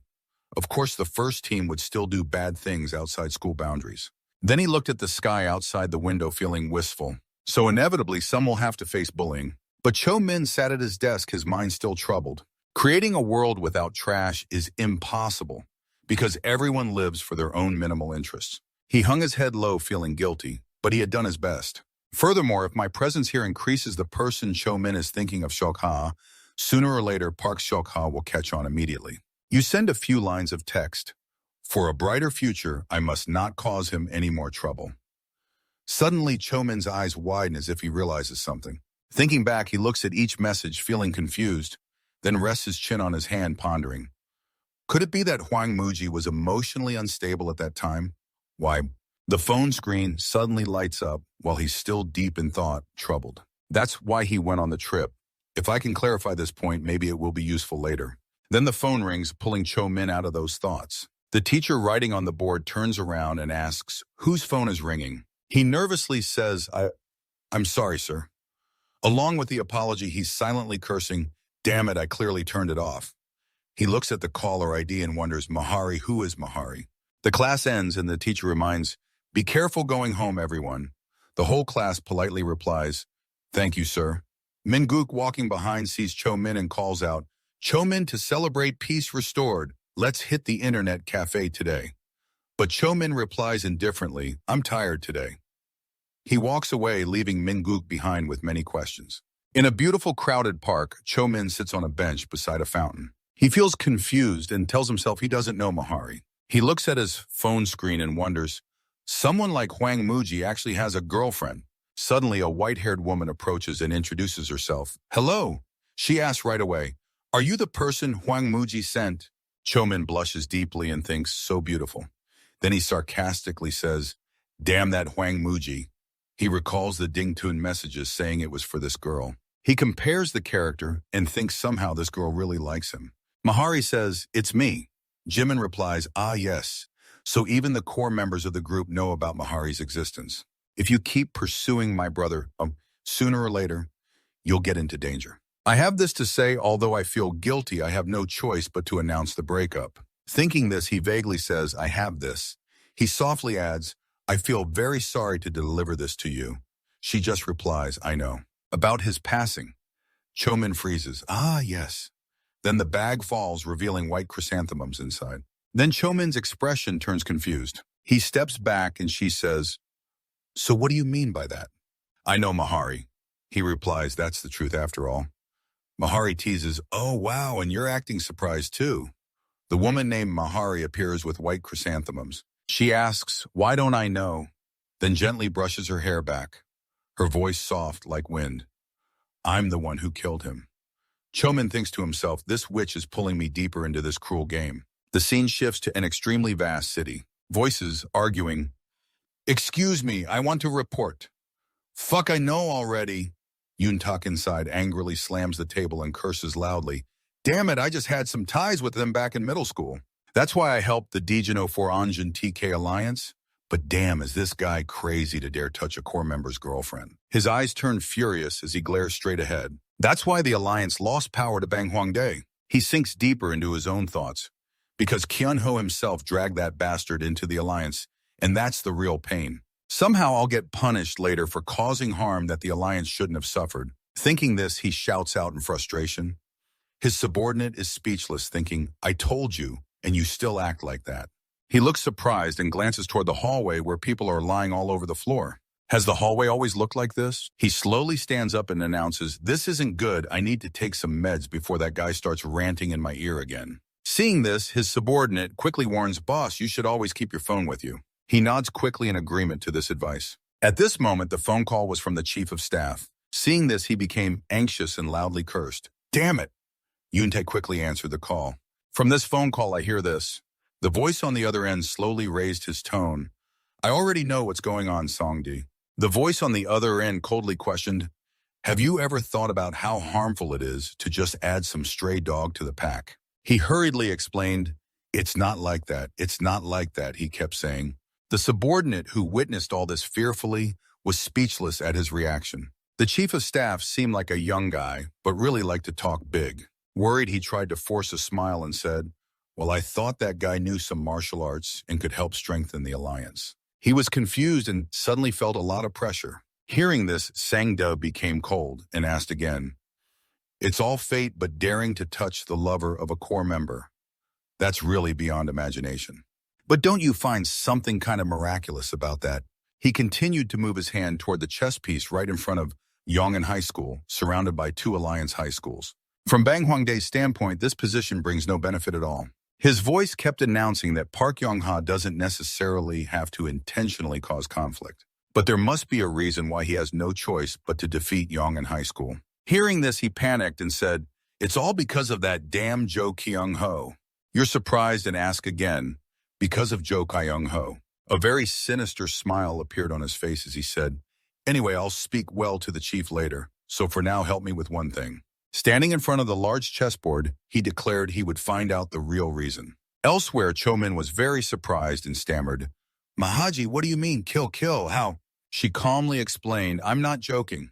Her voice slowly rose, "I killed your brother." You became extremely confused and lost in your own thoughts. Could it be that she knows you are his younger brother? No, clearly, Hwang Mu-rae was run over by a truck and died. Seeing you still bewildered, she continued telling that the driver of that truck was actually your brother's victim. You still don't understand everything.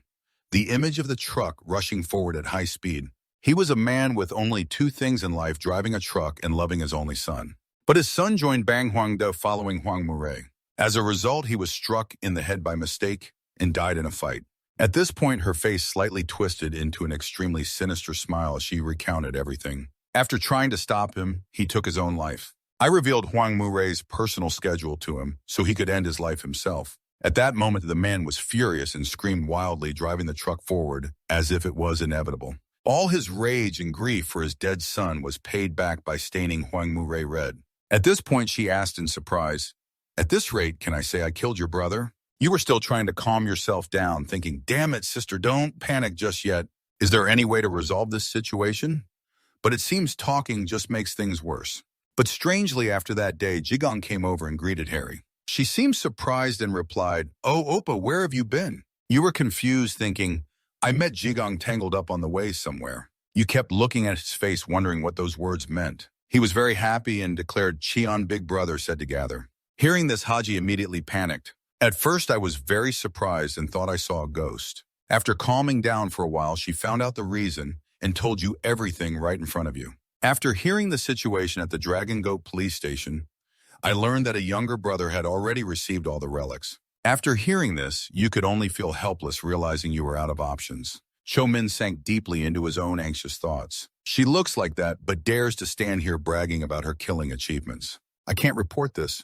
As soon as everyone knows about my brother's death, I'll be finished. You looked confused, staring at her face because she already knew everything. She gave a sly smile and said, "Don't worry, no one in the Hwangdae knows you exist, little brother. You saw the spear coming and decided to follow the spear, so be it."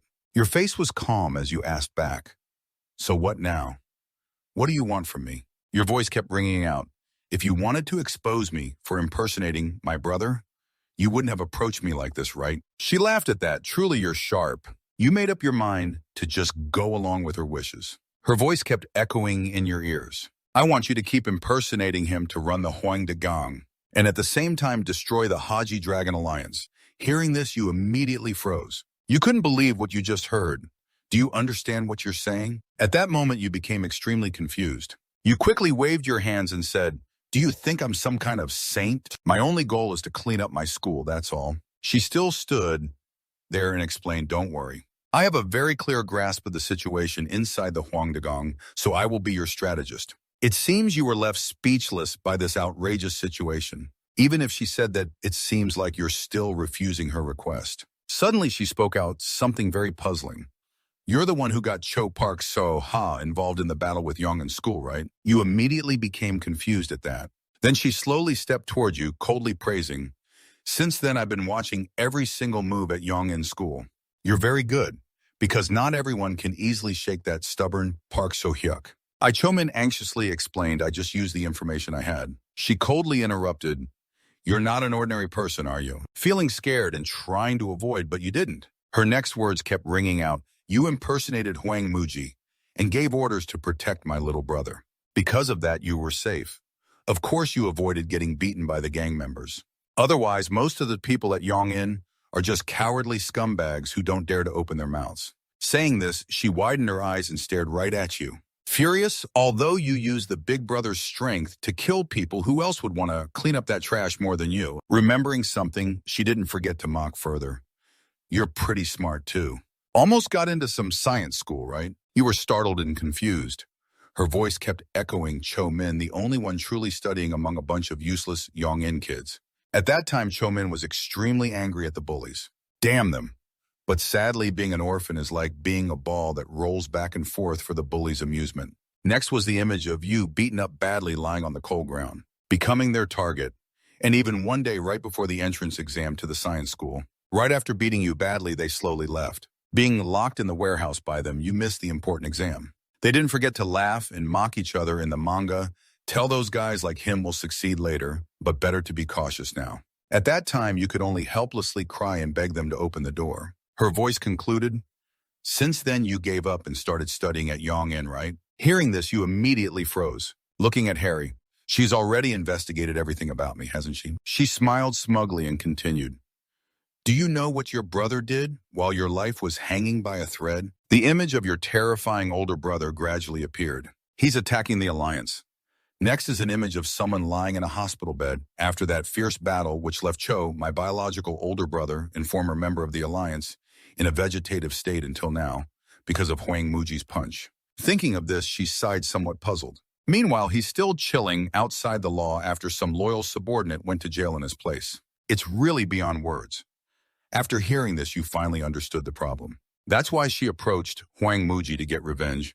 But why the Alliance? Harry slowly lifted his head, looked ahead, then sighed and said, "I'm really tired." The Alliance, or whatever guild it is, those strange places where men waste their time. She slowly placed her hand on your forehead, startling you a bit. At first, I only wanted to take revenge on Huang Mude, but the deeper I got, the more I wanted. By now, she had moved even closer to you continuously, ordering you have to help me wipe out this meaningless dogfight. Her words etched deeply into your mind. Just make the Alliance disappear. Her terrifying voice began to echo, "You can refuse me if you want, but be ready. Then I have other means to take down the guild first." She continued to make you imagine the scene of relentless killing. Your brother will expose everything. At that moment, you became extremely desperate at the sight. Would you still be alive then? She became extremely determined standing before you and loudly declaring, "If you want to live, you must become king." Chomin was terrified by the scene, hurriedly stepping back and sitting down on the ground. Your face became extremely confused, hesitating, and thinking, all I want is to bring peace to that school. But is that too greedy? You kept staring at her terrifying figure right in front of you ever since that witch got a hold of me. The king game officially began. Seeing you so obedient and scared like that, she laughed delightedly and said, "Exactly. That's good behavior." The scene shifts to another place at a single-story house. Chomin's voice slowly rose, Haji's test sitting on the chair nodding in agreement. "Write the test." Hearing this, you were a bit speechless. But why chase someone all the way to their home because of that? She slowly raised her head and shared her thoughts. "I also need to check once more whether I am qualified to assist you." Seeing that you sighed and said, "Assist what?" she continued to say, "As long as it can eliminate the Alliance, I'll do anything." Hearing this, you were a bit curious, anything, but her eyes became extremely certain. Smiling with delight, she said, "Anything." Right after that, she didn't forget to mock you, "More spoiled than I thought." Although it's not really related, you angrily shouted at her not to project your thoughts onto others. "So what exactly is the test?" She slowly shared her thoughts with you. Since the Wangji gang was formed, it has continuously expanded its influence by the most brutal means. However, until now, that momentum has been stopped by the Alliance. Then all the plans became clear in her mind, including schools that had to endure everything. Although not part of the Alliance, she thought of a man with immense strength at the middle school in Bayok in Dede district. Hearing this, you became extremely confused. You hurriedly asked your doubts. Why are places outside anyone's jurisdiction still being trampled on? Meanwhile, everything in Yongin was handled in an instant. She gave a slight pleased smile and said, "That's what I'm talking about." Then she loudly declared it was all because of Kim Tich-song, known as the Giraffe of the Mountain in Bayok, who occupied that place. You couldn't quite believe it, so the test was, she nodded to confirm and continued, "Yes, take advantage of the shock." Her next words immediately stunned you. "To quickly take down the monster in Bayok." Time has shifted to the scene at high school in Bayok in year 3. Kim Tak-seom is taking down each henchman one by one. He is incredibly formidable, leaping into the air and repeatedly punching and kicking the henchmen. His fighting skills are extremely refined. These guys are no match for him and his backup team. He uses his strength continuously to take down hundreds of them at once, so powerful. After defeating the entire group, he looks down on them and says, "You trash, you'll need 100 more to get past me in Bayok." And that's not all. The man truly lives up to the title of general. Suddenly, a voice from behind calls out, "Kim Tich Seom." He turns around in surprise, then Dong Hyuk rides in on a motorcycle with henchmen laughing smugly, saying, "You fool, why get caught as bait like this?" They are the special forces from the Bayok front of the Daegean Alliance. They speed forward on motorcycles, laughing arrogantly and mocking him. "You think this is just a kid's game? We're bringing your own dead to deal with you. Sorry, we're just having fun with the time you're all alone." He doesn't forget to wildly mock the high school in Bayok, "Just leave and you're nothing." This man is the Bayok boss, Dong Hyuk Taksung. Seeing this, Kim Toch Seom stands quietly in surprise, but it seems all of this was part of his plan. There's no way to completely clear the mountain in Bayok. He smiles smugly and slowly says, "Sorry, the ones caught in the trap are you guys." Suddenly, strange noises come from inside the forest behind. He is startled and realizes something is wrong. His voice slowly yells, "Everyone charge." Immediately, the surrounding group rushes forward quickly. They come in overwhelming numbers, charging straight ahead and creating a chaotic battle. Seeing this, Dong Hyuk grits his teeth in anger and turns around to curse. More henchmen block the rear, making him even more helpless, with no way to retreat. At this moment, an older man steps forward with a sigh and mocks always sending the wrong soldiers into battle. Sure enough, only when he's certain of winning does his true face show. Hearing this, he becomes furious. "You plan to catch me, huh?" Then punches and kicks ring out nonstop in the air, mixed with desperate screams. In no time, he quickly defeats them all in the blink of an eye with ease. His real strength lies in leadership, because he possesses all three qualities. Thus, Kim Toch Seom's face becomes very calm as he stares ahead, known as the giraffe of the mountain in Bayok. A terrifying image appears. "Is that you?" The entire group glares ahead angrily without stopping. Their angry voices rise. The fake boss Cho Min is furious after seeing this. He hurriedly and fearfully explains to the group, I was wrong, but I'm the younger brother of your boss. You can't treat me like this." Hearing this, Seok-ha turns in surprise to look at his friend Jigung's younger brother. They laugh and mock trash with no blood relation to the boss. Their voices keep rising. "Why should we let you go?" After hearing this, he becomes utterly desperate, but their eyes fill with arrogance as they slowly advance. "Prepare yourself." Then they charge straight at him to attack. "You won't leave peacefully." Thinking this, Cho Min becomes terrified and screams nonstop. Min-guk behind is startled and angrily curses fucking hell. He angrily turns to him, "What the hell, you scared me." Seeing this, he only sighs fearfully. "Is this a dream?" Then he puts his hands on his head with a helpless look. "So it's a dream, thank goodness." He looks surprised and asks again, "Are you dreaming you fell into hell or what?" He sighed fearfully and glanced ahead, wishing it were just a nightmare falling into hell. Mahaji's words kept echoing in his ears. From now on, he had to think about how to overthrow the gang at Trongbai-ok School. At this moment, he became extremely terrified of that witch. Min-guk, standing nearby, seemed curious. "The witch you met in your dream, is she beautiful?" Chomin walked down the hallway lost in thought, wondering why he suddenly had to overthrow the Trongbai-ok School gang. Min-guk kept walking beside him, not stopping, asking repeatedly if she was beautiful, and urging him to tell. This was a completely different matter from cleaning up the trash around him last night. She had just told him that she recently wiped out the Dagon Alliance here. Pretty impressive, right? Hearing that, he could only marvel in surprise. The scale of this battle was no joke. His face became extremely worried as he looked ahead. After all, wasn't the Hwangde gang even stronger? "If we mobilize forces," she gently nodded in agreement. "That's good, but we should still be cautious." Her face grew very serious. She slowly looked straight ahead. "If you order them to flood the Trongbai-ok School area, that's okay, since it's a place the gang often visits. However, if that happens," her voice kept warning, "the minions would start to get suspicious." After all, Hwang Muji was very cautious when dealing with Trongbai-ok School. He recalled the vision of two henchmen with fierce expressions. At that moment, she became very serious and laid out a plan. "It means this is a once-in-a-thousand-years opportunity." Thinking this, Cho Min became very troubled, wondering what to do. Time quickly shifted to a quiet, bleak countryside. Cho Min slowly walked forward, looking around in surprise and speaking up. "Although I've lived in Daegan for 17 years, this is probably my first time coming to this area. Trongbai High School should be this way, right?" He looked at his phone in surprise. Suddenly, different thoughts kept flashing through his mind. If I can't complete Mahari's mission, I don't know how those crazies will threaten my life. But he was still lost in his own thoughts. The ending where I cheerfully disguised myself as their boss, but got discovered by their soldiers and died at their hands. I have to take the risk. Seeing two friends wearing strange uniforms made him a bit worried. He guessed those were the Trong Bai Ok school uniforms. He kept looking at the huge tower ahead. But Trong Bai Ok school was a strong fortress that could resist Hwang Muge. His face became very hesitant. He glanced ahead, realizing he couldn't come up with a simple plan. He had to find another way. Then he quickly moved forward. He reminded himself that at what Hwang Muge couldn't do, he might be able to. He must succeed. At that moment, two thugs behind called out to him. "Hey, you there!" Their faces became very fierce as they questioned who he was. Chomin didn't know how to explain. Then these two suddenly kicked him hard, sending him flying into the wall. He raised his head and saw this place was the gate of a large high school. There, the two angrily approached him and questioned, "What kind of scheme does some outsider like you have, wandering around the Trong Bai Ok school area?" He could only helplessly wave his hands to explain. My name is To Khan." Slowly, he raised his hand toward him and questioned, "You were sent by the Alliance, right? Or the gang?" He was scared and explained, No, that's not it." But it seemed he didn't really listen to these words. "You're lying, aren't you?"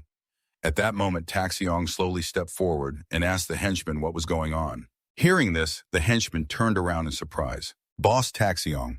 Suddenly, he recognized this person as Boss Taxiong. The voice of the henchman kept echoing. "I just caught this guy wandering around our area." He was a bit surprised to see that. "Wandering around here." You stared intently at his fierce face. "This guy is Kim Tik Seom." His eyes were filled with anger, staring at you as if judging something. Witnessing those knife-like eyes made you scared and confused. The aura of killing intent surrounded him. "I'm so scared I might pee my pants." The henchman immediately spoke up. "He must belong to the Alliance, but we'll handle this one lightly." The boss shook his head slowly and said, "I don't think you need to bother." Then he suggested something. "Just punch him once, that's enough." Hearing that, you instantly became scared. Damn, he's crazy. Right after, he slowly swung his fist back, ready to attack you. Seeing this punch, you were speechless. "If I take that hit, I'm done for." He clenched his teeth in anger, aiming straight at you. "I don't know what you're up to, and I don't give a damn. Your crime is daring to hang around the Trong Bai Ok school." You suddenly realized something. These guys are extremely cautious of outsiders. Suddenly you shouted, "Someone from the Hwang Dae gang has infiltrated here." Immediately after, he quickly stopped his hand. You were a bit scared, just as you expected. Seeing this, the henchmen behind were surprised and whispered among themselves, looking confused. "The Hwang Dae gang is in our school. What the hell are you barking about?" Tik Seong looked at you very coldly. "What the hell are you saying?" You sighed helplessly and explained everything. "The Hwang Dae gang is determined to mess with the Trong Bai Ok school. To gather intel, they planted a spy inside the school." Your voice kept echoing. "You should try checking the restroom on the 3rd floor." Two henchmen quickly turned and left. "Just to be sure, I'll go check." His face became very serious as he questioned, "If you lie, you won't just get one punch today, boy." "Got it." Then the two quickly ran inside. Boss Taxiong's crew dragged out a guy who had been beaten badly. One of them reported back that it was true. "There was a guy in the restroom we've never seen before." Yes, Taxiong's eyes widened in surprise. What he turned to look at Cho Min. "Who are you?" You slowly stood up and explained, "I'm the one who knows everything about the Hwang gang." This must be what the henchman messaged the boss about. "As you ordered, I'm currently in the bathroom on the 3rd floor." He happily messaged back, waiting for my order. You quickly nodded in agreement. "Yes, I obey." Thinking about it, you felt a bit proud, believing you could handle it, but Hwang Mude could not. You had your own plans on how to take down the fortress. Your face became very proud as you declared, "I'm here to support you by sneaking inside it." Taxiong's crew looked at the guy who was badly beaten and mockingly said, "These crazy dogs broke into the school and are hiding everywhere." They seemed surprised and confused, asking back, "Almost got our whole internal situation exposed. Where did he get that uniform?" Their voices kept echoing as they looked at the weak Cho Min standing in front, a kid who knows all the gang's information. The henchman standing high above observed everything, then surprisedly whispered, "How could a bookworm like him know all this? But maybe he won't say a word about that, right?" At this moment, a henchman turned around, surprised, and reported to his boss. "So he's smart enough to behave after getting punched, right, Taxiong?" Immediately signaling to the henchman, "Enough, the truth is we have support." Seeing that another henchman asked the boss Taxiong in surprise, "Do you really think that guy is useful?" He kept looking at you, then sighed and voiced his suspicion, thinking back. He's still very suspicious, and there's no reason for him to help us. His voice kept echoing. The uniform he's wearing is from Yeongju School. Hearing this, one of the underlings suddenly remembered something. If it's Yeongju, wasn't it recently attacked by gangs? He nodded to confirm and shared his guess. That's right, they're like us, not tied to any power. That's also a reason why we're at odds with them. His face turned very serious looking ahead, then declared the fact that those gang factions sent people to hide within us means they've probably stopped the ceasefire and started a new battle. He continued staring at the key in his hand, then fell into thought, if another chaotic fight breaks out here, it's going to be a headache. Speaking of which, Tixio clenched his fists determinedly and declared to prevent that from happening. Even if he's suspicious, we still have to use him first. He kept speaking. As for burning the house down to catch the rat, that's a matter for later. Elsewhere, Cho-min was panting in fear, looking up ahead in confusion. By then, the sky was gradually shifting to evening, and the city had become very gloomy. The scene switched to a place where partygoers were playing beer pong. Jong-hyuk was playing beer pong while angrily yelling, "Damn it, nothing is going the way I want." He was part of the front squad in the Dagon Alliance's BIOC. Seeing this, the two quickly chatted excitedly. "Do you want Chung's food or what? Are you still able to eat?" Suddenly he was startled, realizing something was off. Taedong slowly stepped forward, coldly surprised as he glanced at the group and spoke. Yeah, he seemed a bit scared. "Hey, Taedong, what brings you here?" The guy behind immediately panicked. They're from the Alliance. He slowly stepped forward and sighed. "Your bro messed up, so now I have to come clean up your mess, you idiot. What a pain." He quickly stubbed out his cigarette, his face furious as he glared at the group in front, thinking, "Damn it, you guys have no brains at all." Then he slowly took out an electronic cigarette from his pocket. Who smokes regular cigarettes these days? Got a vape, right? He promptly asked a seemingly clueless guy. "You got one?" The guy nervously explained, "No, I smoke regular cigarettes." His face immediately went speechless as he looked at us. The underling saw this and didn't understand what was happening to him. Taedong stepped forward and asked, "Dong-hyuk, what's your pizza score?" Seeing this, he thought for a moment and replied, "Around 150. Hearing that, he slowly picked up the billiard cue. "Is that so?" Then he struck the underling next to him hard with the cue, coldly saying, "Still hitting like a pro, huh?" Immediately, the underling's helpless screams echoed as the cue broke and he could only sit down, holding his ear, in defeat. He coldly asked, "You just stand there blankly, huh, you idiot?" His face became terrifyingly intimidating, warning if not, go drag your ass and buy it. The poor guy immediately started trembling all over, then quickly ran off to buy an electronic cigarette. Taedong moved closer to Dong-hyuk and said, "Bro's complaining a lot, meaning you can't handle that school, huh?" He slowly sat down, not forgetting to mock him. "Dong-hyuk, you really want to swallow up the Trongbyok school to get recognized by the Alliance, right?" Hearing this, he quickly nodded in agreement. "Yeah, that's right." He continued asking, "Have you never thought it's weird? Those Trongbyok guys are so strong, but in the end they just hide and run." His voice kept echoing, making him surprised. "Those bastards. The reason Kim Teach-se keeps staking out around the Trongbyok mountain is what?" At that moment, a very sinister and wicked smile spread across his face. He looked at the marbles rolling on the table and urged, "Thong-min, take action. Thong-min, come on."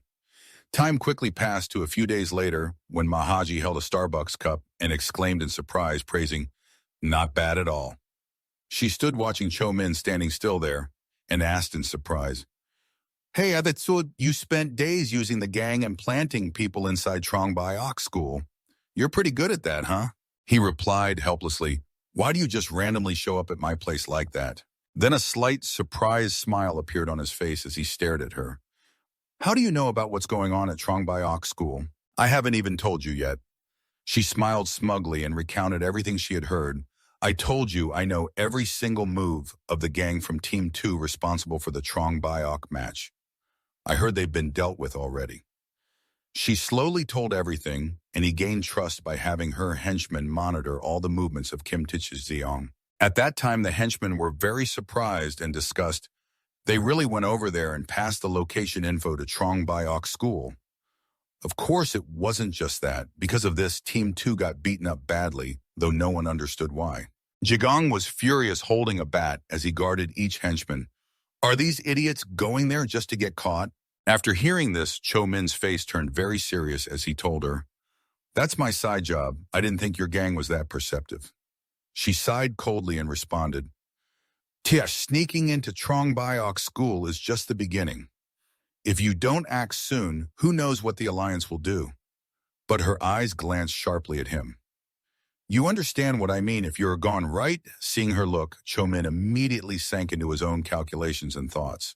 She was also good at pushing things that even Huang Muji couldn't manage. After all, that woman was a demon.